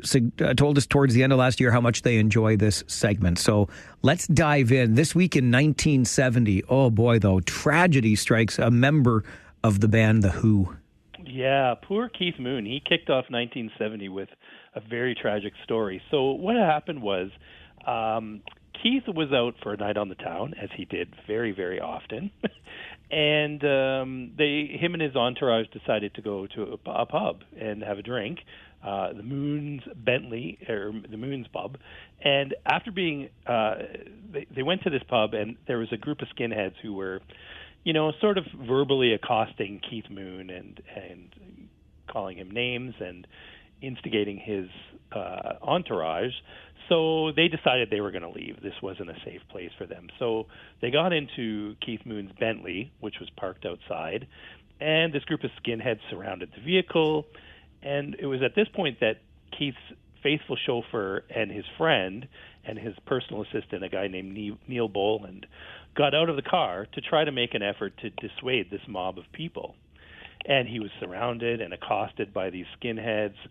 And Keith got nervous. He was in the driver's seat at this point, or moved over to the driver's seat. The engine was running, and he started to edge the car forward. And he didn't realize that Boland had been pushed to the ground, was now under the front of the car, and he continued to drive the Bentley forward, crushing and severely injuring Neil Boland, who subsequently died a few hours later in hospital. So, Keith Moon was obviously just mortified by what had happened. This was his friend. It was a very unintentional thing. But he was charged with several offenses, including manslaughter. It did go to trial. Keith Moon was acquitted, the court accepting that Boland's death was accidental. But it had a real long-term bad effect on Keith Moon. The rest of his days, he was sort of haunted by this incident where his friend had been killed, ultimately by himself. And a lot of people thought that really led to his worsening alcoholism and might have put him in an early grave by 1978, just 8 years later. So it was a very sad day for sure. It certainly was that. On a different note, it was in fact this very day in 1973 that some guy named Bruce Springsteen released his first album. Wow, yeah, I heard you kick off the show with it today, and I was like, all right, great, yeah, because this was his debut album, Greetings from Asbury Park, New Jersey, hit the stands in 1973 on January 5th. Didn't do so well out of the gate. It only sold maybe 25,000 copies in the first year of its release. And they had released two singles from it, Blinded by the Light and another song called Spirit in the Night. Didn't do very much, didn't have much of an impact on the charts. But then, as you pointed out, Manfred Mann's Earth Band released a version of Blinded by the Light later, and it ended up going to number one. So Bruce did have a number one hit from that record. It just wasn't recorded by himself. I felt really bad, and I admitted it when I started the show today with Springsteen's version of Blinded by the Light. But when I was a younger man, Brian, the only version I knew was Manfred Mann's version. I think for me as well, because I remember the Manfred Mann version, and then I remember hearing Bruce's version years later, probably sometime in the early 80s, and thinking, oh, that's Bruce covering that old song by Manfred Mann. And somebody who was more into music at the time than me said to me, no, that's actually Bruce's song from his debut album. Manfred Mann covered it. So I had to be straightened out on that one as well. All right, so from Springsteen's first album back in 1973, This Week in Music History also brought us Bowie's 25th and final studio album. Yeah, so January 8th, he released his 25th studio album, which was his final studio album, and it was very much planned to be that way. The release coincided with Bowie's 69th birthday, which was January the 8th as well. And it became his first album to reach number one on the Billboard 200 charts in the U.S. The album is affectionately referred to as Black Star because the cover is affixed with a large black star. But that's actually the title of the album. Like the symbol Black Star is the title of the album, not the word Black Star. So people call it the Black Star album. But it did very well. It sold well, and Bowie knew when he was recording this that he was very sick with cancer and he might not be around too much longer. And, there was a lot of things dropped in the album, symbolism.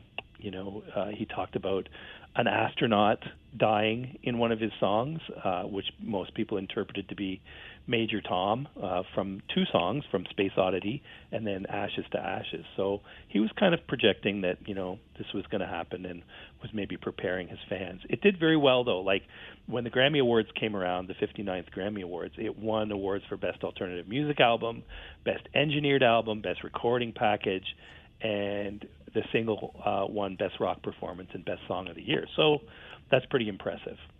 And this week, 6 years ago, we also lost another, because I'm going to put David Bowie in the legendary class for sure. What he gave us over those 25 albums, just an incredible catalog of music history. But this week in 2020, in my opinion, the all-time best drummer ever passed away. Oh, without dispute. You can't even argue. I don't even think it's close.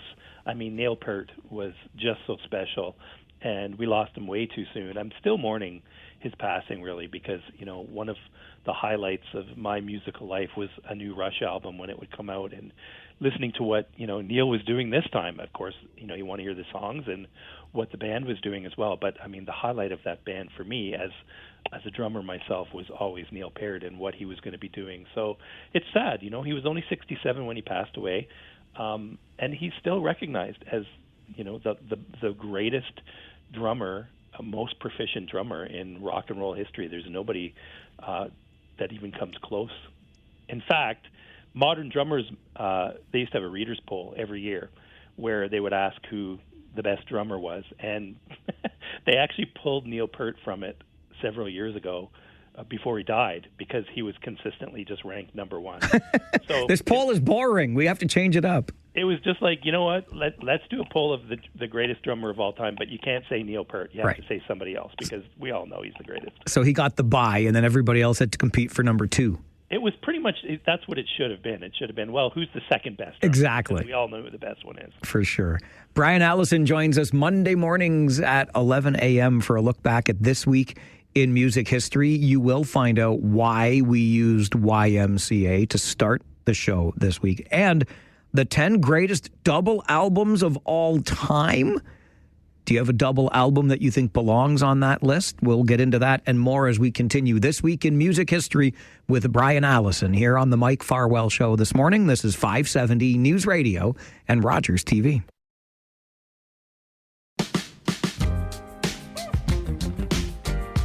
It's a great way to start your week. Monday mornings, 11 a.m. We're joined by our good friend and musicologist, Brian Allison, for a little something we call This Week in Music History. And Brian's got a Facebook page of that same name, This Week in Music History, where you can get more information on the tidbits we talk about here on the show and so much more. So along with listening, make sure you check out that Facebook page. Follow it along, This Week in Music History. Brian, this week, as we started our new year together, I thought, why not announce our presence with authority? Let's drop the earworm into folks' ears today with YMCA by the Village People. Why did we start with that song today? Well, because it was a big song in 1979. It was huge. You couldn't escape it back then, and it seems like it's kind of made a comeback. I think there's now what they call an eyeworm, which is when you hear that song, you should see Donald Trump dancing. Because, he's adopted it and often comes out dancing to it. So, bit of an eyeworm. The Village People scored their only UK number one single with YMCA back in 1979. It would reach number 2 in the USA. It was kept out of the top spot by none other than Rod Stewart's Do You Think I'm Sexy, another disco hit for the 1979. At its peak, YMCA was selling 150,000 copies a day, which was a huge number of records back even in 1979. And, it had spawned from the gay culture from which the group sprang. The song was understood as celebrating the YMCA's reputation as a popular cruising and hookup spot. A lot of people didn't know that at the time, that that's what they were singing about, but it actually was. So, it appeared on their album, which was called Cruisin'. So there you go. Some interesting trivia. The lead singer of the Village People, his name was Victor Willis. He was married to a very famous television sitcom mom. Who do you think that might be? What you talking about, Willis? No. Close. I was going to go with, just given the 70s, Mrs. Partridge. I'm blanking on who played the role, but... This may surprise you to know. He was married to none other than Claire Huxtable. What? From The Cosby Show, played by Felicia Rashad. She wasn't. No Victor way. Willis and Felicia Rashad were married back in the late 70s, early 80s, I believe, and then split up. I never would have come up with that. There you go. Okay, now we know. This week in 2014, Rolling Stone magazine has the 10 greatest double albums of all time. Nothing gets my dander up more, Brian, than a good best of poll, because they're done deliberately to get us talking. Well, especially Rolling Stone. I think they put these out to, stoke the flames. Absolutely. Readers on stuff. But they always have their polls, and their critics decide what they feel are the top, in this case, double albums of all time. And their top 5 were Led Zeppelin's Physical Graffiti at number 5, Springsteen's The River at 4, the Rolling Stones' Exile on Main Street at 3, Pink Floyd The Wall at 2, and the winner was the Beatles' White Album from 1968. So, you can talk amongst yourselves. I can't really disagree with any of those as great, exceptional double albums. There's a few that I would probably insert in there as well. I'm not sure what your thoughts on it are. Wasn't London Calling, didn't the Clash have a double album, London Calling? Because that's got to be up there. So that's one for me. I think Elton John's Goodbye Yellow Brick Road's got to be in there somewhere too. Excellent. Exceptional record. Yeah. If you're counting soundtracks, I'm going Saturday Night Fever, because that was huge.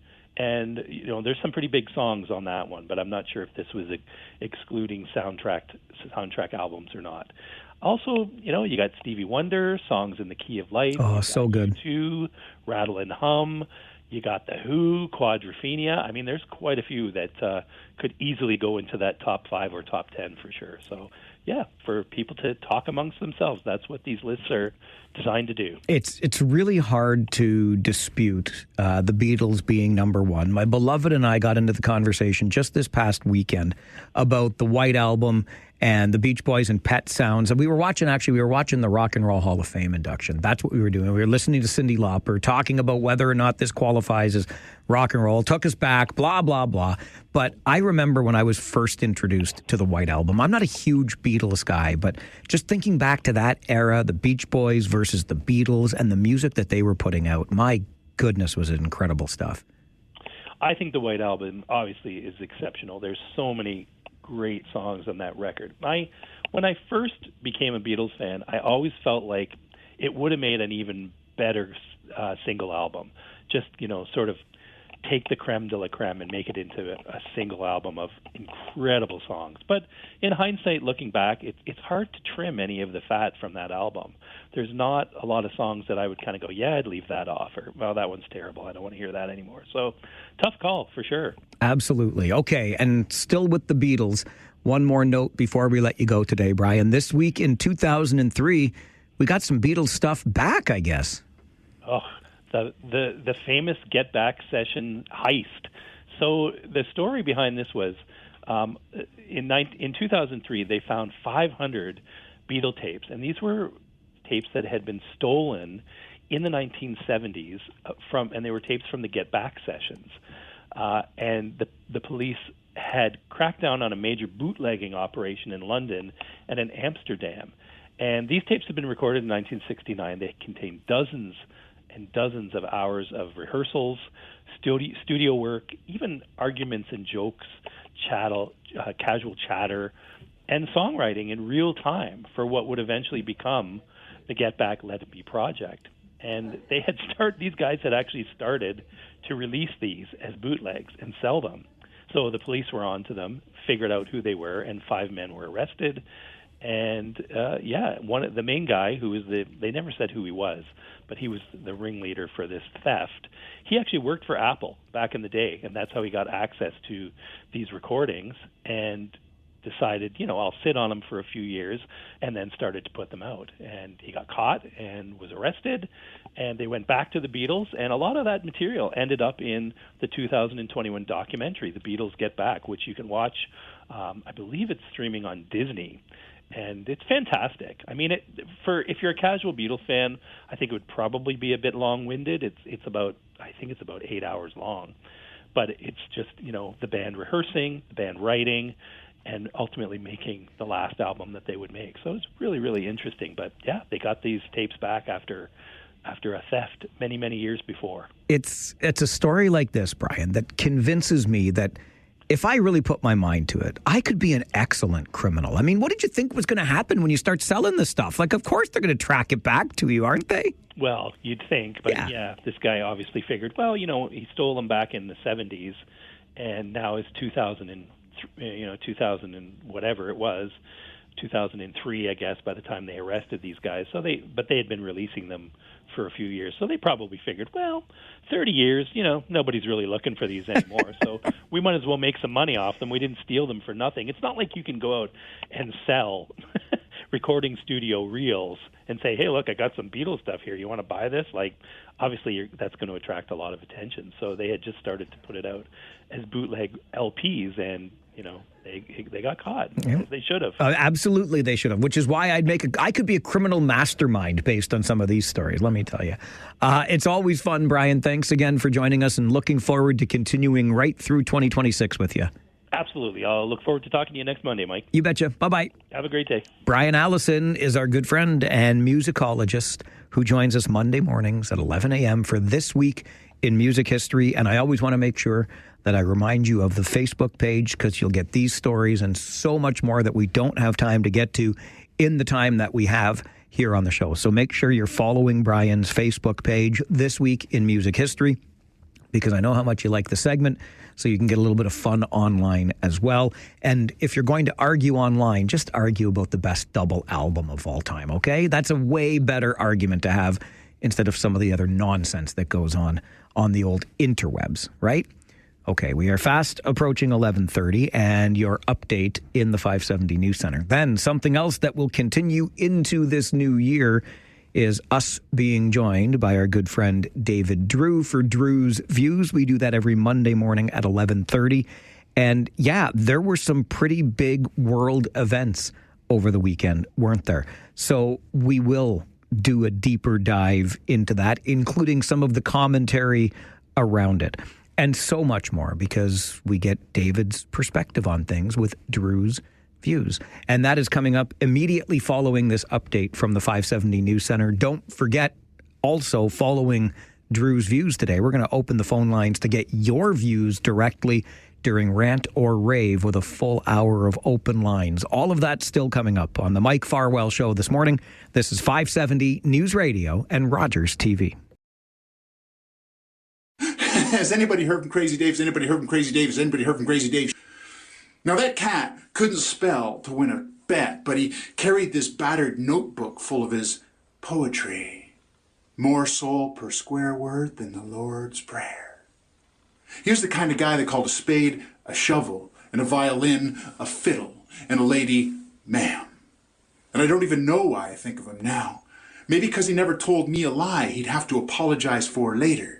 Because he'd speak to a guy straight, eyeball to bloodshot eyeball, like he'd never even had a secret. That is our friend David Drewe, who owns Negotiating Change, government relations, stakeholder engagement strategies. But before the work he now does, he was a member or a staffer with the Conservative Party of Canada, and he shares his views with us every Monday morning at 11:30. It is Drewe's Views with David Drewe. Happy New Year. Welcome back. Thank you for coming in. Happy New Year to you, too. To be fair, I was also a member of the Conservative Party at that point as well. I figured you were. I didn't want to do that. I know that's less interesting. Okay. And to be absolutely clear, I may still be. I have not renewed it in a long time, but the last time I renewed it, I always renew on the 5-year. So it's possible I am still a member. Okay. Good to know. We like transparency and full disclosure on this show. I'm going to start by just ripping off the Band-Aid because you have a note in your notes that concerns me. But I thought, what the heck? We're going to start a brand new year with David Drewe on Drewe's Views. I know you take great perverse delight in keeping me on the edge of my seat. So please do tell me more about the Turtle Island Liberation Front. It's a real thing. Come on now. No, really. Like New Year's Eve bomb plot.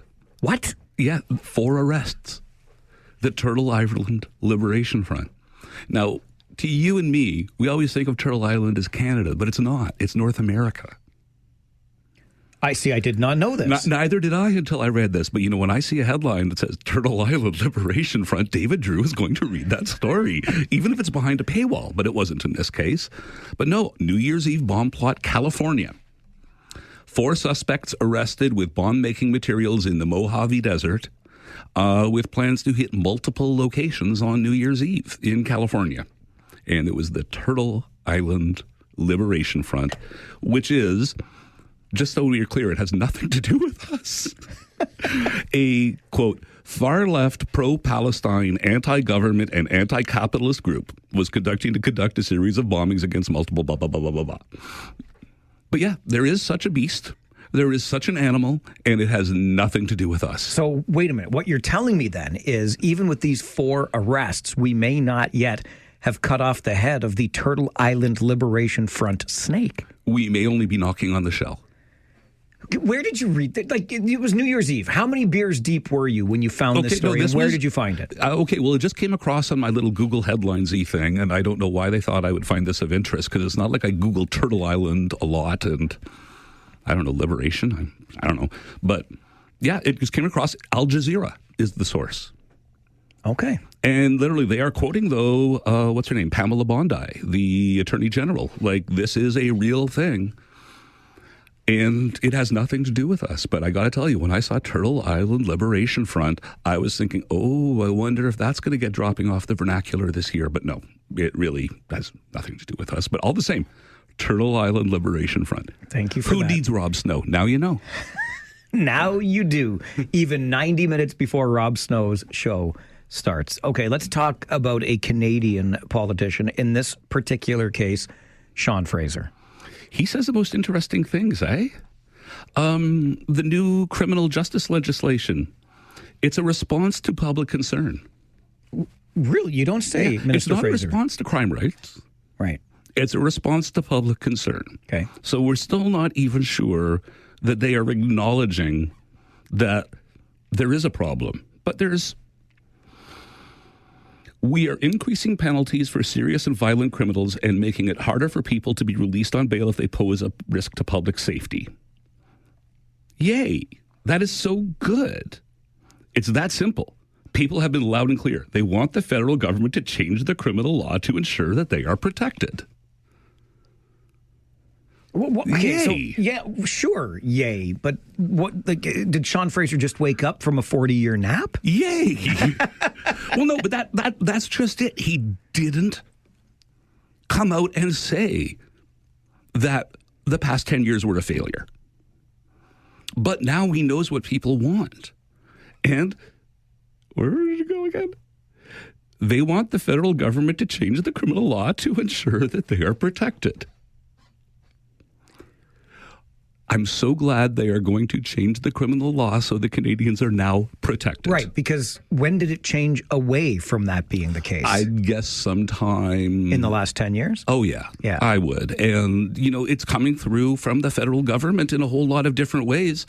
But, the carbon tax, all of these things, they are disowning. But this was the most artful way to go about it. He really isn't saying Canadians wanted us to change our tune. Canadians wanted a new approach from us. No. Canadians wanted to be safe. Well, it's interesting. Are you going to argue with Canadians wanting to be safe, Mike? Not a chance. Exactly. So You're on Team Sean Fraser. We talked about this on the show earlier today, a report from Liaison Strategies looking at the perception of crime in 10 Ontario cities, including our community here in the region. And what it found was that the perception doesn't match the reality. To what you said, Sean Fraser is talking about what Canadians want, but not necessarily looking at data that says crime is increasing. This is just what people are demanding. And Bill pointed out via email, if you have a guy running for prime minister who is flat out lying to us and telling us that crime is rampant and getting worse, that's probably part of the problem, where we want these new safeguards or these safeguards returned to us. It's kind of cool for us to have this conversation now, but every time we have another oh my God, I shouldn't say that. It used to be when there was a shooting in this town, we'd be doing a segment on it. It's now so commonplace that it's not news anymore. So I'm sorry, you can tell me the crime is down, but hey, the shootings are still going on more than they used to. Okay, crime's down. What? We had the chief of police in Toronto telling people, just leave your car keys inside your unlocked door so you don't get hurt. Yay, feel safe, Canadians. Crime's down. Come on.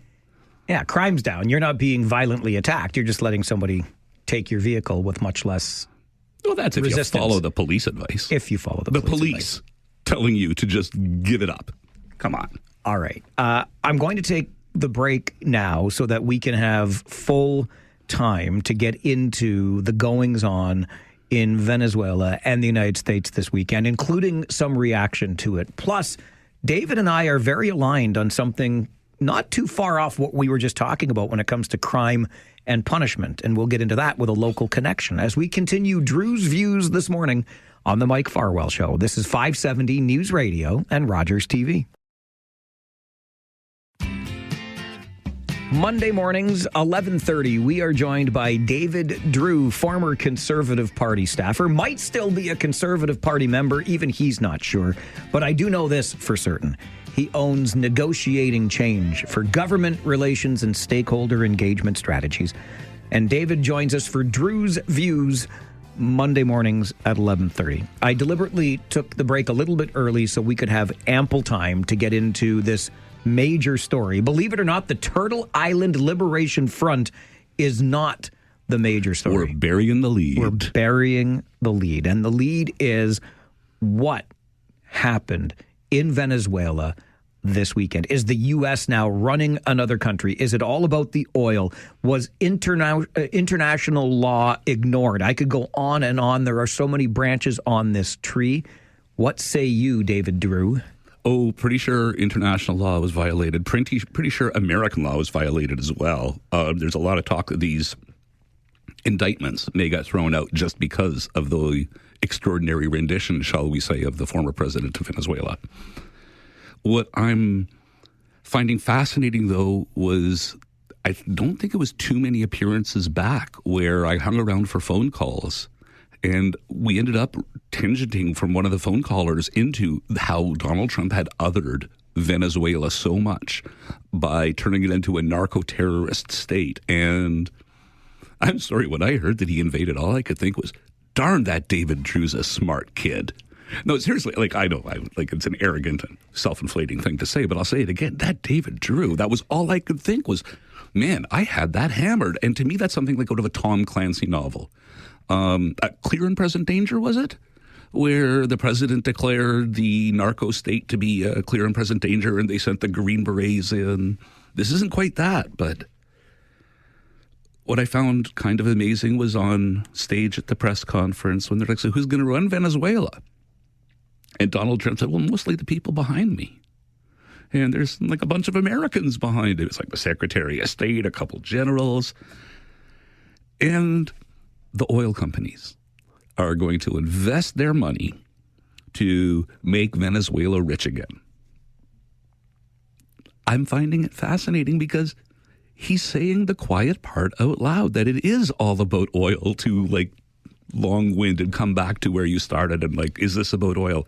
He's saying it's about oil. He's putting it forward. You know, even in the case of when George Sr. invaded Iraq, that was about strategic interests in oil. That wasn't about just oil for profit's sake. This is just about oil. It's fascinating. But then you have the Canadian reaction, which is, you know, like, let's be honest, the president of Venezuela was a crook.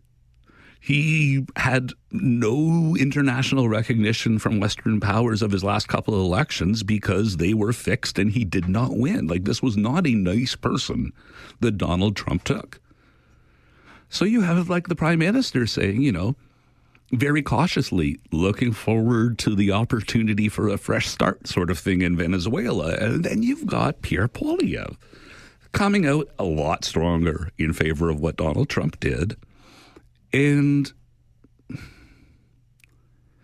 then you've got Bruce Arthur from the Toronto Star calling Pierre Poilievre, I think he said, borderline treasonous. Yes. Anybody, let me get the exact Yes, please, quote. because I want to be more careful with the word treason than he was. It is worse than dumb at any point in the past 10 years to side with Donald Trump. But it's at best incredibly dumb now.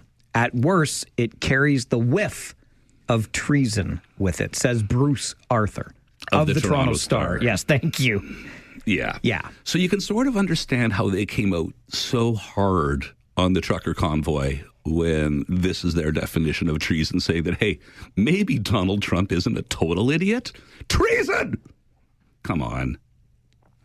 Let me ask you this on the point, because I've given this some thought over the last 24 to 36 hours. There's no question that Maduro was a very bad man. Bad man, Jerry. Bad man. And yes, violation of international law. Many are saying that. It's pretty easy to see why one could say that, justifiably say that. But is international law even a law if it's not enforced? Oh, man, you're really tempting me. I know. Well, I'm trying to. But you were worried about the Turtle Island segment, and now you ask me a question like this. This is honestly, I was walking the dog last night, David, and I'm going over this in my mind. We talk about, I know there are international conventions. I understand this. But if ain't nobody doing nothing, then all somebody did was actually stand up and enforce international law, says the devil's advocate right over here. Well, let me just throw it out like this. Nobody seems to have enforced any international law against Benjamin Netanyahu. That's what I mean. Nobody seems to have enforced any against Vladimir Putin. Thank you. So what is international law? Well, my bigger question, though, is American law. You know, Maduro is going to have to be convicted at some point. Right. And at that point, American law might matter. If he, you know, was arrested improperly and that somehow taints the whole thing, it's happened before, not on this grand a scale. But, and let's be clear, this guy is probably not going to be going to trial next week. You know, even with his cutoff of resources, he's going to have extraordinary lawyers. They're going to be trying to figure out which laws apply and how to da-da-da. Trump probably will not be president by the time this guy faces a grand jury almost. This is going to be long and complicated. So it could be a long, long time before we find out if any of this law matters at all. Is it fair for Canadians to be concerned, or anybody, quite frankly, that this is somehow precedent setting? In other words, you want the 51st state? Here is the blueprint to create the 51st state. They'll just come in and capture Mark Carney for treason, perhaps. I don't know, but is that precedent justified? If they'd done that with the last prime minister, they would have had a much more sizable audience agreeing that traitor Trudeau, come on, Lottie. By the way, I was joking there. I think the most interesting question is Venezuelans. Yes, okay, sorry, to come back and answer yours. I think Greenland has more to worry about than we do, just because he's been crazier about sticking to the idea of taking Greenland. So I would be more concerned if I was them than us. But yeah, he has said in the collective that the Monroe Doctrine is back on the table. It's the Dunroe Doctrine now. The Dunroe? The Donroe. The Donald, yes. I heard it. I referred to it as the Trump corollary. But seriously, the real thing, regardless of law, this, that, or the other, Venezuelans.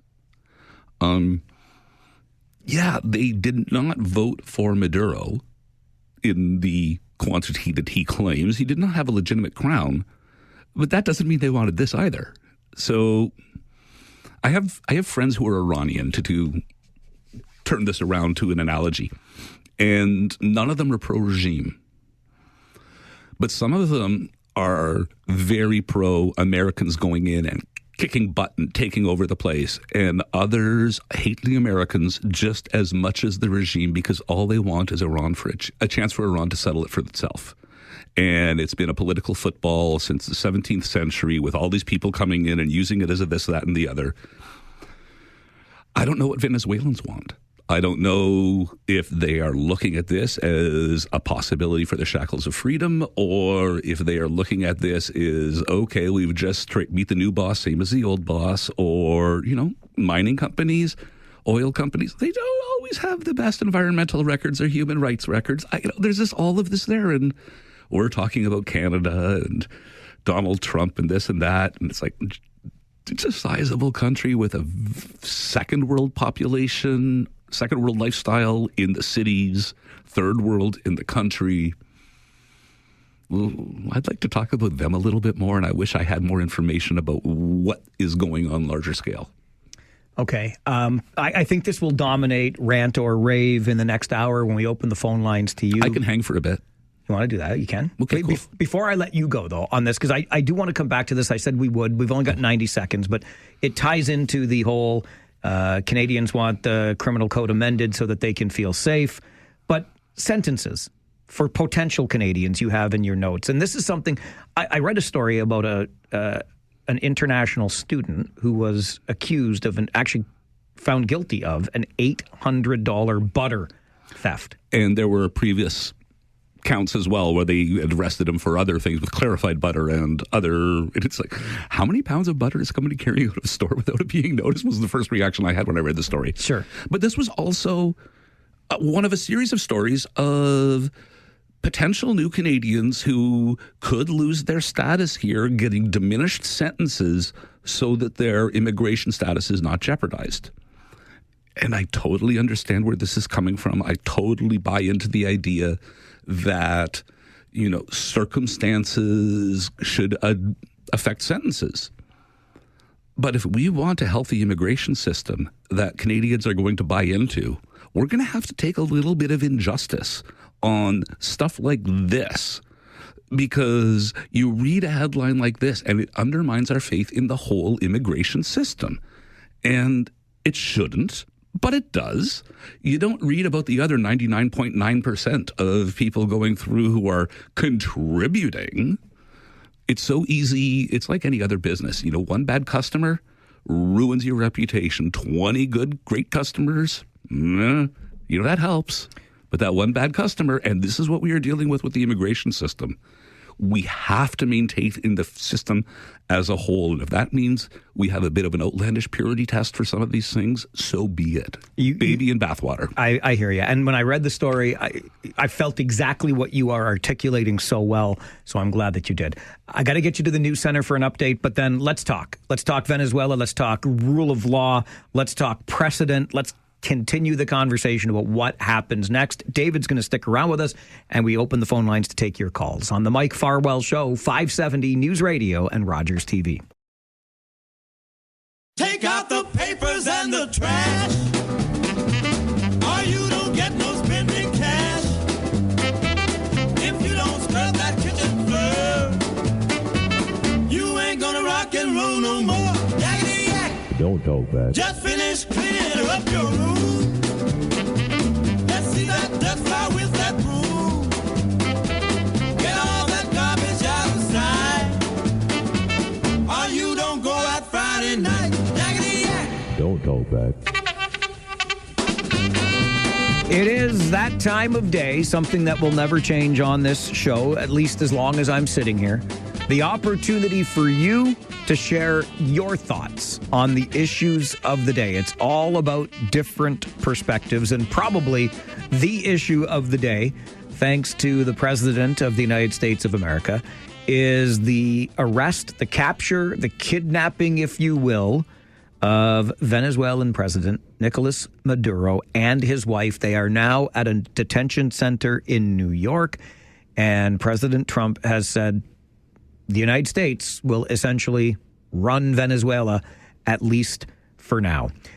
I can tell you that we have our very best people working on a guest for the show tomorrow so that we can talk about this with somebody as learned as we can possibly find. But we've got a pretty learned guy with us in the studio this afternoon. David Drewe remains with us because we got into the whole Venezuela situation, the precedent-setting nature of it in the last half hour. And David said, I'll stick around for calls. So with no further ado, let's get into it because I'm sure this is something that's on your mind. We'll start Talkback today with Jersey Bill. Good afternoon, Billy. Good afternoon. Yes, every time you think things can't go crazier, they get crazier. But I just would like to see where Mr. Trump thinks this is going, because on the one hand, he just wants anybody he claims has violated or hurt any American anywhere to be brought under, as David said, the U.S. judicial system, a judicial system which he himself doesn't want to follow all the time. So it's more than a double standard. But I've always thought it interesting. We had the Organization of American States. In a better world, the Organization of American States might have developed into a European Union, but that was never going to be the case when you have the United States just working for the interests, not of the American people, but of American corporations. And that's been the way it has been. And of course, people like myself who served in the military could be called on to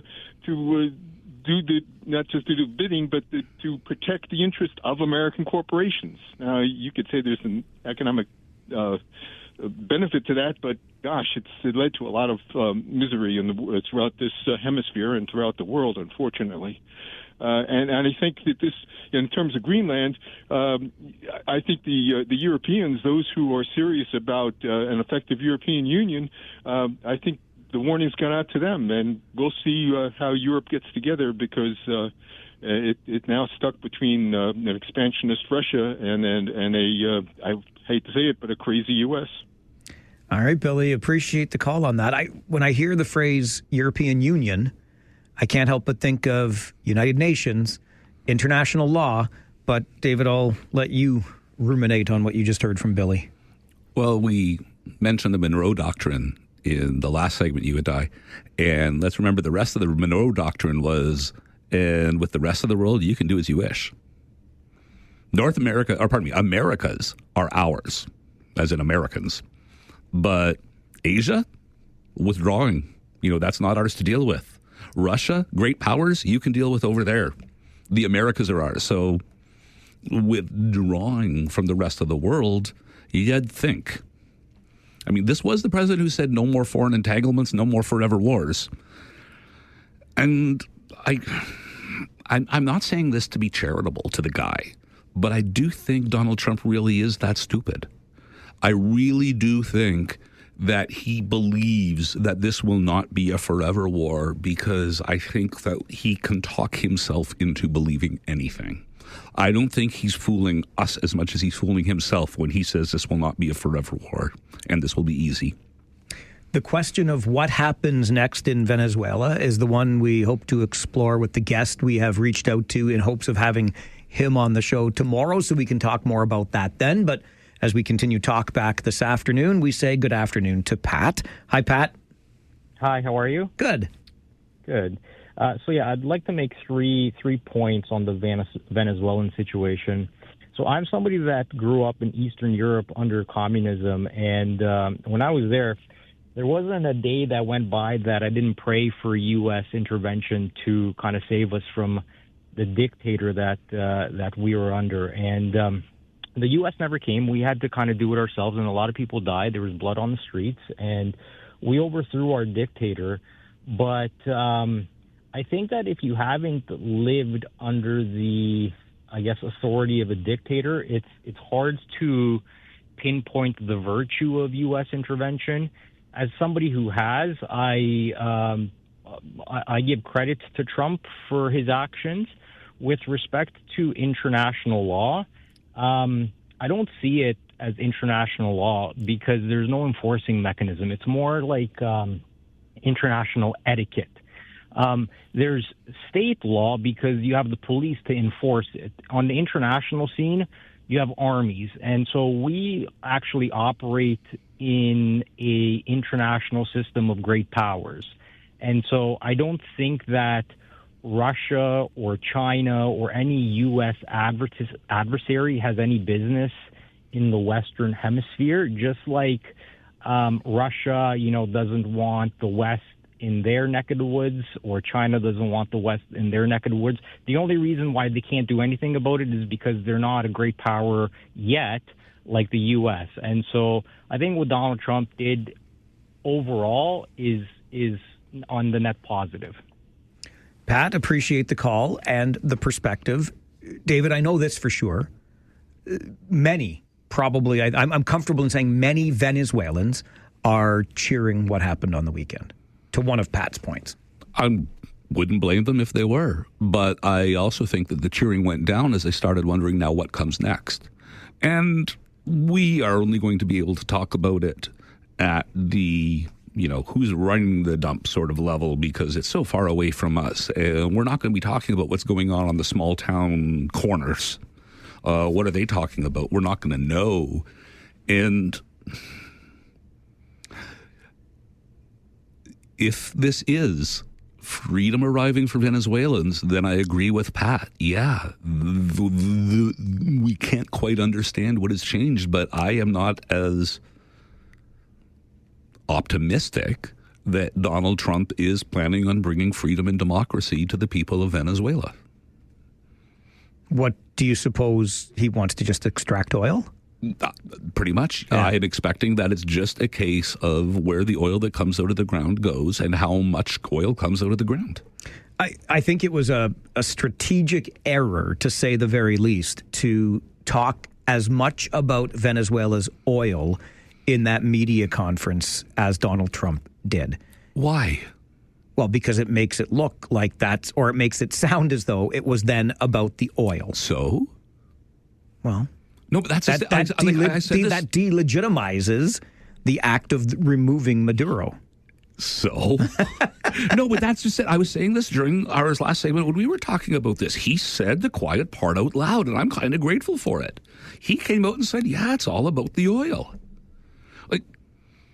And come get me. Come get me. Come at me, guys. It's all about the oil. So, hey, you Greenpeace people who think there's no use for oil at all, come get me. He's just picking the fight. And the emperor has no clothes. All right. Well, let's find out what conservative Charlie has to say about this. Charlie, Happy New Year. Thanks for joining the show. And same to you, Mike. I have a rave for you. You steadfastly stuck to your guns announcing taking the year off being a Steelers fan, Mike. You were resolute in your dislike of Aaron Rodgers. We know that a bunch of us tried to tease you, but you stuck to your guns. I did. I am. But, Mike, Charlie, that was last year. This is a new year, Mike. Time to get back on the Steeler bandwagon. Charlie, they didn't win anything. Mike, the fourth quarter of last night's game was one for the ages. Karma was definitely with the Steelers. And Rodgers showed off his howitzer passing for almost 300 yards, Mike. It's a new year, Mike. Go, Aaron, go. Charlie, I appreciate you. I love your passion. I was too busy watching Team Canada sadly lose. I only got to the football game to watch Baltimore lose. And that's what happened. Make no mistake, you Pittsburgh Steelers fans, and I am one of you. But the Steelers did not win that game. The Ravens lost it. David, do you regret your decision to stick around for calls? No, I just really figured you'd know that I'm not contributing on Foosball? I could tell by the look on your face. We will continue Talkback, though. When I start checking Twitter. Your calls, it can be about football. It can be about hockey. A lot of us are still talking about Venezuela, but it's open lines, so you bring your perspective to the show. And we continue on the Mike Farwell Show, 570 News Radio and Rogers TV.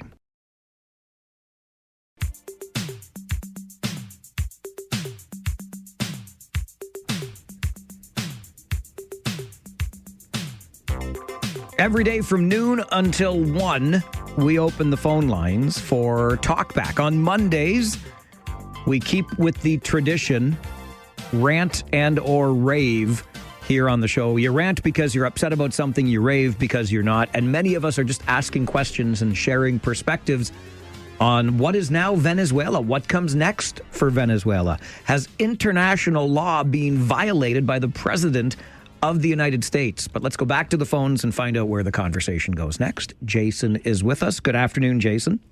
Hey, Mikey, Happy New Year. Happy New Year. Same to you. Thank you. So I got a rant and a rave. A rave for a fantastic football game last night.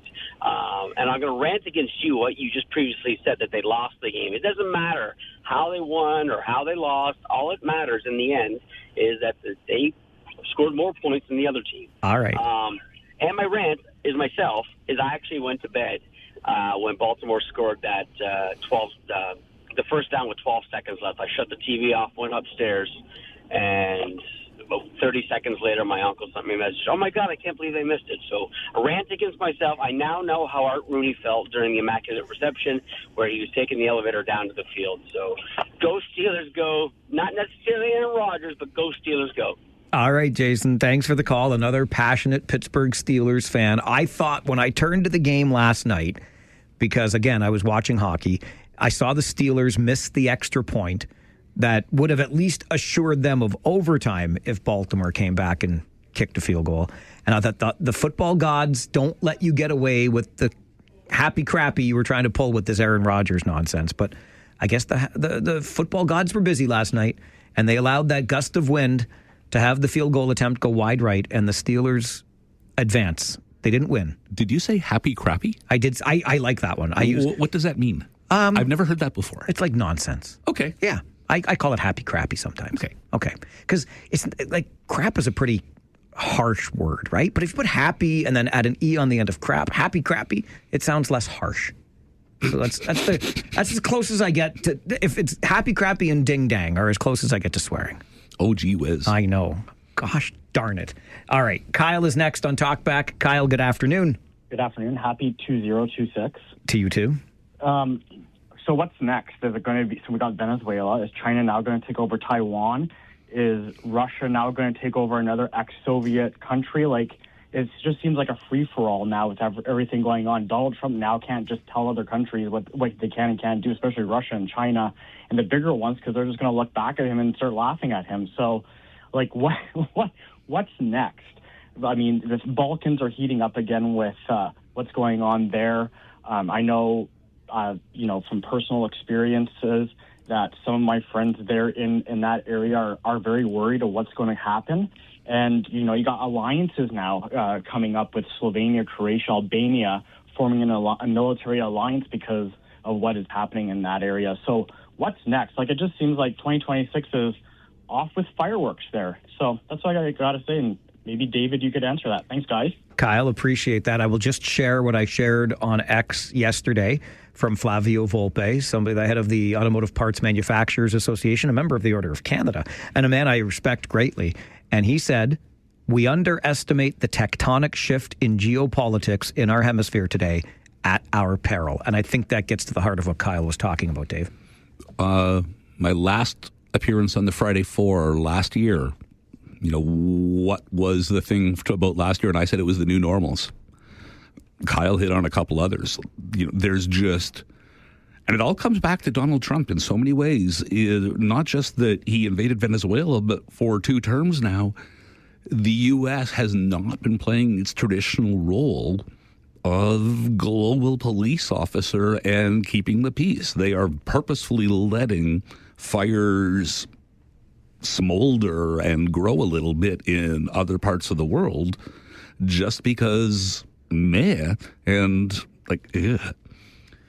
without the U.S. as the good cop, there's no reason for the bad cops not to act.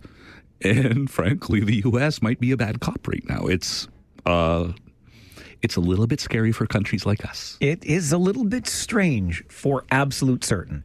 Mike is with us on Talkback. Good afternoon, Mike. Hey, Mikey. Good. Happy New Year to you. You too. Thank you very much. Three quick things. Rave, Mikey, the great Matt's passing, the great Matt Sundin. Mikey, all-time goal scorer. Austin Matthews, baby. Yes, sir, baby. We like that. And tough one losing to the Czechs for 3 years in a row, Mikey. Unbelievable. At least we made it to the semifinals this time, Mike. And yeah. I just read there, Mike, on the bottom that Dave France passed away. Yes, I got that in my inbox about an hour ago, and I was blown away. Yes, I just seen that, and that's a sad thing. But, Mikey, here's the 26th, and at least we know what we're going to do. Mikey, go Leafs, go, bud. Thanks, Mike. Good to hear from you. Admire the optimism. Mike is obviously watching on Rogers TV Cable 20. The ticker on the screen that you see there mentioned that former Ontario Hockey League Commissioner David Branch passed away yesterday at the age of 77. 45 years. He was the commissioner of the OHL, just retired. I got all the time in the world for that guy. This one, it hits hard. I had no idea that. Anyway, I think it was sudden, but whatever the case, David Branch, former commissioner of the OHL, passing away. That's what Mike was referring to. All right, our next caller, Sean, says he has a question for Dave. So I'll just let Sean go and ask the question. Let's start, Mike, with the fact that you're a Steelers fan, I'm a Broncos fan, and I'm frightened, just as possibly you are, that we're not ready. Number one seed, and I've got great defense, but I tell you, we're not putting a lot of points on the board. That game yesterday I watched was frighteningly bad. Okay, fair enough. No, it was. I mean, and your Steelers, I mean, they lucked out, and it really was. They missed a field goal themselves, let's remember, in the fourth, and it was another missed field goal that saved their bacon. But, yeah. Didn't watch the game. Really interesting playoffs. It's going to be interesting for sure. Yeah. Dave, my question is this. How do you see what's going on with whatever we're talking this Venezuelan link to be? When it comes to things like destabilizing oil futures, potentially the ripple effect should oil suddenly skyrocket in cost because of supply. What does that potentially do economically to the globe? Great question. That's over my head. I'm going to be very, very frank with that. I do not want to say too much about that at all because my ignorance is just enough to be dangerous. I know enough just to sound like I know what I'm talking about, so I would not want to. But Mike and I were talking during the break, and we were just wondering, what does this do to the strategic influence our oil brings us in our negotiations with the U.S.? You know, is the Keystone Pipeline XL being regurgitated as much appeal as it was in trying to mend fences? We were talking about that, and we were both like, not quite sure. More information due to come, but we're a little bit afraid. I think we agreed. Absolutely. And this is, look, we saw when Mike Eppel was reporting from the business desk this morning on 570 News Radio during All News Mornings, he was talking about oil futures being up already, ExxonMobil and others. So for U.S. oil companies, this is already good news. Yeah. I do not know what the royalties payments are going to be because apparently Venezuela is going to be rich again. So presumably there's going to be something, but... Make America great again and make Venezuela rich again. That's what is happening. How long did you want to stick around today? You got to go. You have a job to do. I wouldn't mind hanging around long enough for a rant about Christopher Freeland, but if I could do another segment easily. If you can hang on, because we have to get the news update, but would love to have you. David Drewe sticks around. Phone lines open to you on Talkback. It's the Rant or Rave edition on this Monday afternoon, and we continue right here on 570 News Radio and Rogers TV.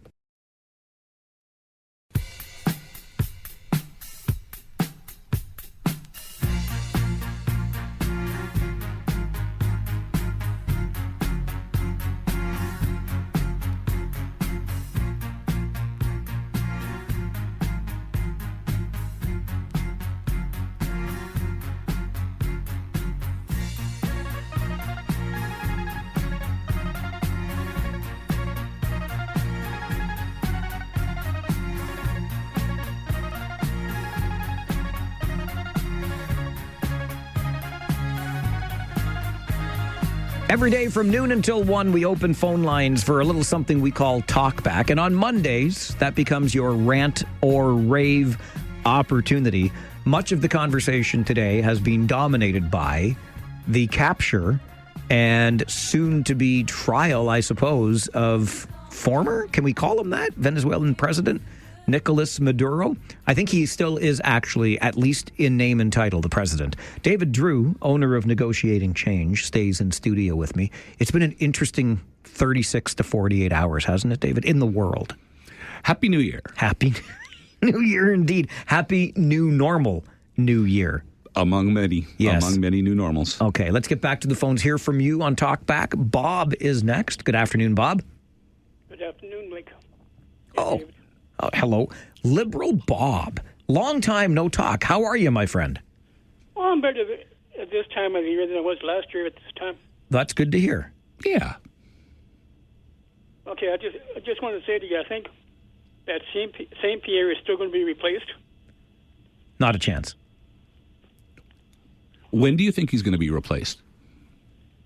Before the next election. Oh, okay, so not even necessarily this year, not at the upcoming leadership convention. That's you what I just thought you don't meant. think he's not going to make it to the next election? No. Okay. All right.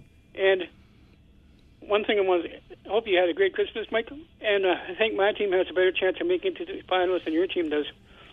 What team are you talking about? Football or hockey? No, in hockey, I think my team's got a better chance of replacing. I'm not talking, but I'm not a big hockey fan. But I think my team's got a better chance of making it to the finals than your team does.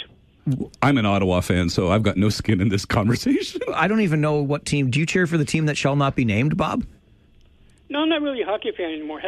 Well, then, I don't understand this. If you're not a hockey fan, you don't have any right, frankly, sir, to chirp me about my hockey team.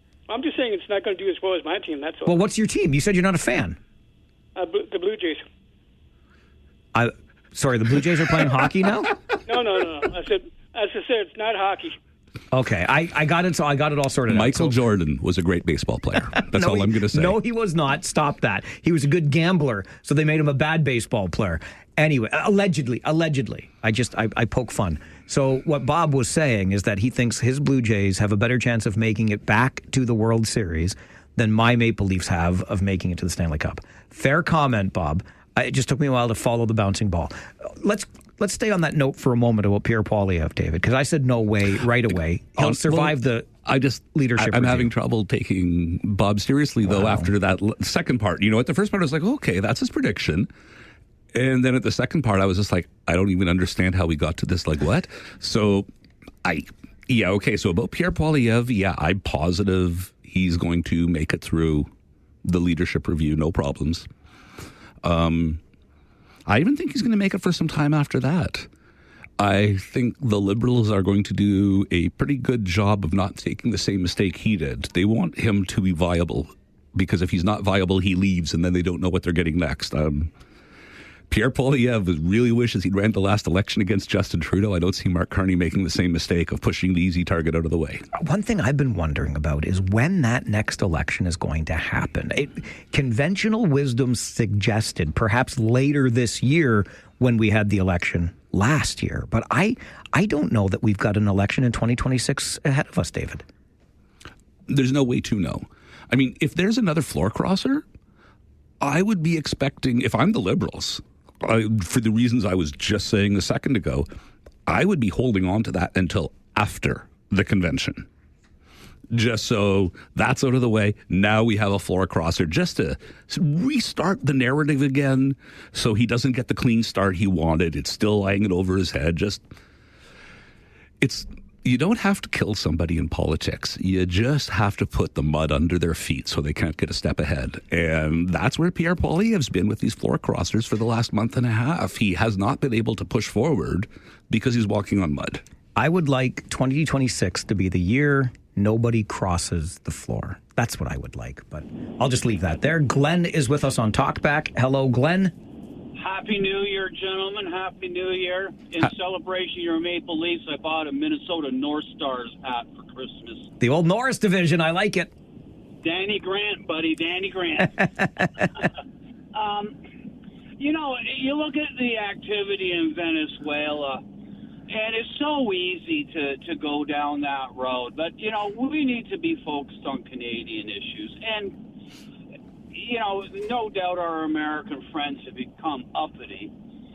But, you know, expanding trade, expanding our resources, stay on track and not get sidetracked by this craziness that's taking place down south. I don't know.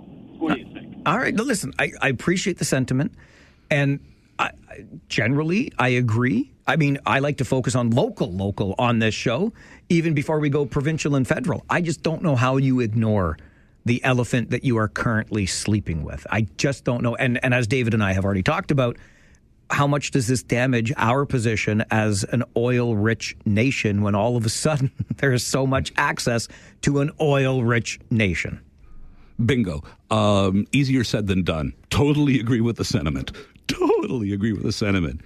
But again, the Venezuela thing, I think we are talking about a little bit more than we normally would just because of the precarity of our own situation. And so we are talking about it not just out of schadenfreude, but to sit there and think, what can we learn from this experience? What do we need to learn from this experience? And it might be our traditional Canadian arrogance that makes us think we have anything to do with this at all. But I still think it's healthy to look at this to figure out what can we learn.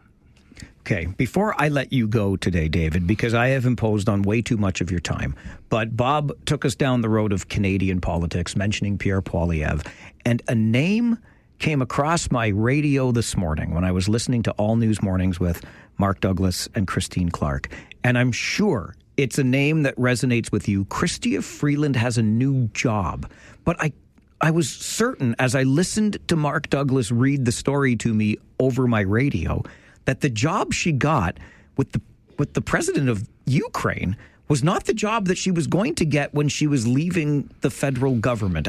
Help me out here, please. My understanding is that she will have 4 jobs. Oh, what? So 4? Yes, she is sitting as the MP for Rosedale. Okay. She is the economic advisor to the Prime Minister of Canada on Ukraine. This Prime Minister of Canada? Yes. Okay. Yes. Okay. She took that one right as she left cabinet. That was the little fig leaf that made it not a demotion, so to speak. Okay. She was named CEO of the Rhodes Trust in England. In the UK, yes, I remember that. And now she's picking up this job with Zelensky. Okay. So yeah, 3 jobs on top of what we used to think was a full-time job representing the people of Toronto Rosedale. Still being paid by the people of Toronto Rosedale. Still being paid by somebody in the taxpayer's office. And I don't know if these other jobs for Mark Carney have a bonus pay or anything like that. I do not, and I'm just saying, I don't know.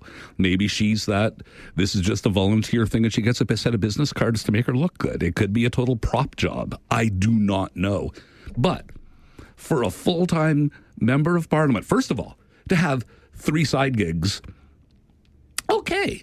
If we ever get around to creating that foreign influence registry that we've been promised since the 2 Michaels were kidnapped, if we ever get around to that, Chrystia Freeland will probably be the first name on it, because literally, if she is trying to advise the president of Ukraine on rebuilding the Ukrainian economy, that is the definition of foreign influence. And there's nothing shady about that if she goes through the process. I just do find it ironic that if she was in this job right now and we had this registry right now, the sitting MP for Toronto Centre, Toronto Rosedale, would be on the foreign influence registry, and how many other MPs would be on it as well.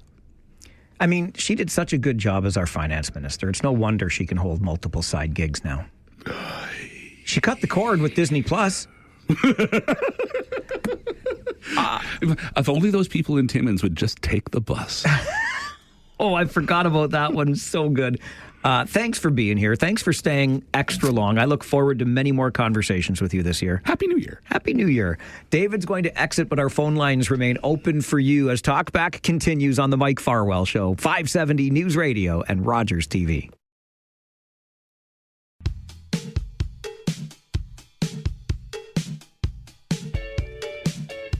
Every day from noon until 1, it's Talkback time. We love getting different perspectives on the stories of the day. Sometimes maybe you just want to call and check in, say what's up.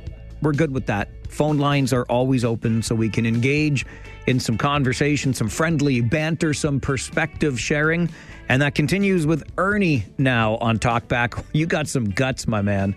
Mike, is this the Mike Farwell show or is this the Pittsburgh Steelers call-in show? I did not plant those callers, and I promise you, Ernie, I deliberately did not send you a message last night. I was watching hockey. I didn't even care about football. I know, and that's where I'm like, I get on them a little bit with you with this, a little bit. Like, it's better when you care that I can bug you, but obviously I have no gall at anything I can rant on you today. But I just want to say, Mike, because I had the Canada game on, and I'm watching the game. And both, like, Canada goes like that, and then obviously my Ravens go like that. I'm like, what kind of year is this going to be? Mike, it's going to get better, right? Yes, Ernie, I promise. It can't get any worse than that. Okay, so hopefully that just hits to get the bad stuff out of the way early here. But what happened? So you're a Baltimore Ravens fan. Your quarterback, Lamar Jackson, comes back for the game last night. You had this thing in the bag, Ernie.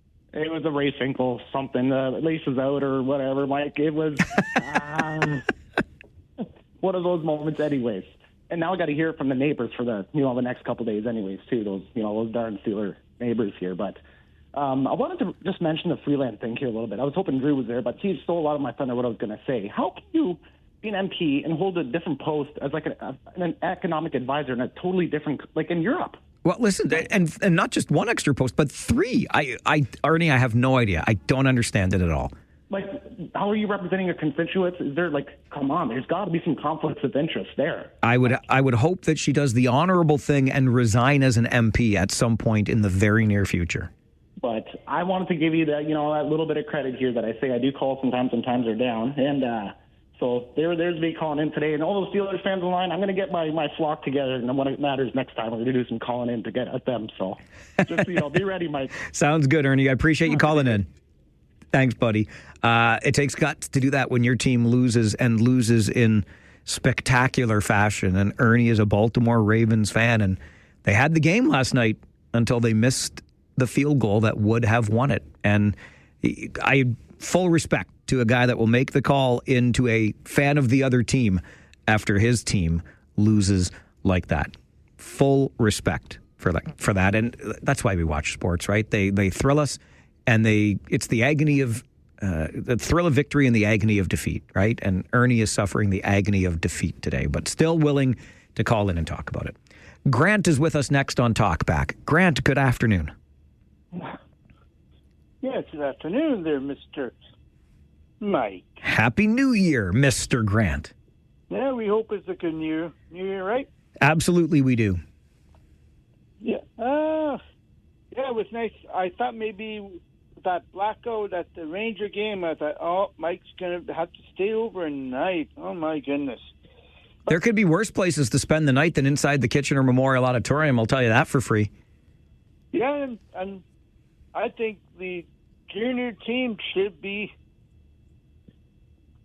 happy. Happy with what? Playing for bronze? Playing for bronze, going to the... Do you get a chance to play for the junior team? Do you get to play for the Olympic team? No, that's a good point. But, I mean, when you go and you do that, you want to win, right? Well, if you win a bronze, that's fine. I don't... You know what bronze is, though, Grant? Bronze is the second loser. I don't care. Okay. Like I said, if I was able to make it to get picked to go to the junior, you don't get the choice to say, "Hello, my name is Mike Farwell. I played here in hockey for 5 years." Oh yeah, nice. You have to be picked. So I think it's an honor to be on the team, and I think those players should have their heads hung high. And look at what Mr. Martin did for his body. He looks like he injured his shoulder to get us over the top. He certainly worked hard. And I think at some point these players will look back on the experience and be grateful they got to wear the Maple Leaf jersey, for sure, represent their country. But right now they're feeling, well, they're going to have to regroup. Obviously, this afternoon they're playing Finland for the bronze medal. But it's tough. You go there to win. And I'm glad you brought up Brady Martin. I should have mentioned him far earlier in the show today. Elmira's own. The kid was an absolute force at the tournament. And I feel bad for him on a personal level because he appears to have injured his shoulder in the game last night just by playing the kind of game that he plays. And I love the kind of game that he plays. The guy is a stone cold stud, but he's hurt. And imagine his Sault Ste. Marie Greyhounds OHL team now, how they're feeling about that. Oh my gosh, this is your worst nightmare. Let's hope the injury isn't too serious. Andre is with us on Talkback. Hello, Andre. Hi, Mike. Happy New Year. Happy New Year, Andre. And I just listened to the game last night. That's my rave. Is very fast paced. Canada and Czech. I guess Czech is they're speeding it up. It was very, very fast. I would have loved to listen to you comment about the game. Gord Miller does a pretty good job, though. Yeah, he does. It was good. It was great. But you are one of the best, Mike. Right. But I was going to mention that they didn't really lose yesterday because they kept coming back, and they were missing a big piece, like you guys said, Martin, and it's very unfortunate. But I really like what they said, too. One of the guy who was beside who you said, he played junior, I think, in 2004, and he was sharing his feelings about, even if it's a bronze, it's about the family, the fans, and all the emotion, the crying, you know what I mean? So I really loved it. And my last point, Mike, about this Venezuela thing, I'm happy, like David Drewe said. I wish that Trump would have did the same thing in Canada when Trudeau was here, like he said. I don't think you really mean that, Andre. I think just because Justin Trudeau was not exactly a popular prime minister. And I'm sorry, I don't recall the former World Junior talking about the meaningful nature of playing for the bronze. I must have missed that. But anyway, thanks for the perspective. Lisa, you're on Talkback. Good afternoon. Hey, Mike. Happy New Year. Happy New Year.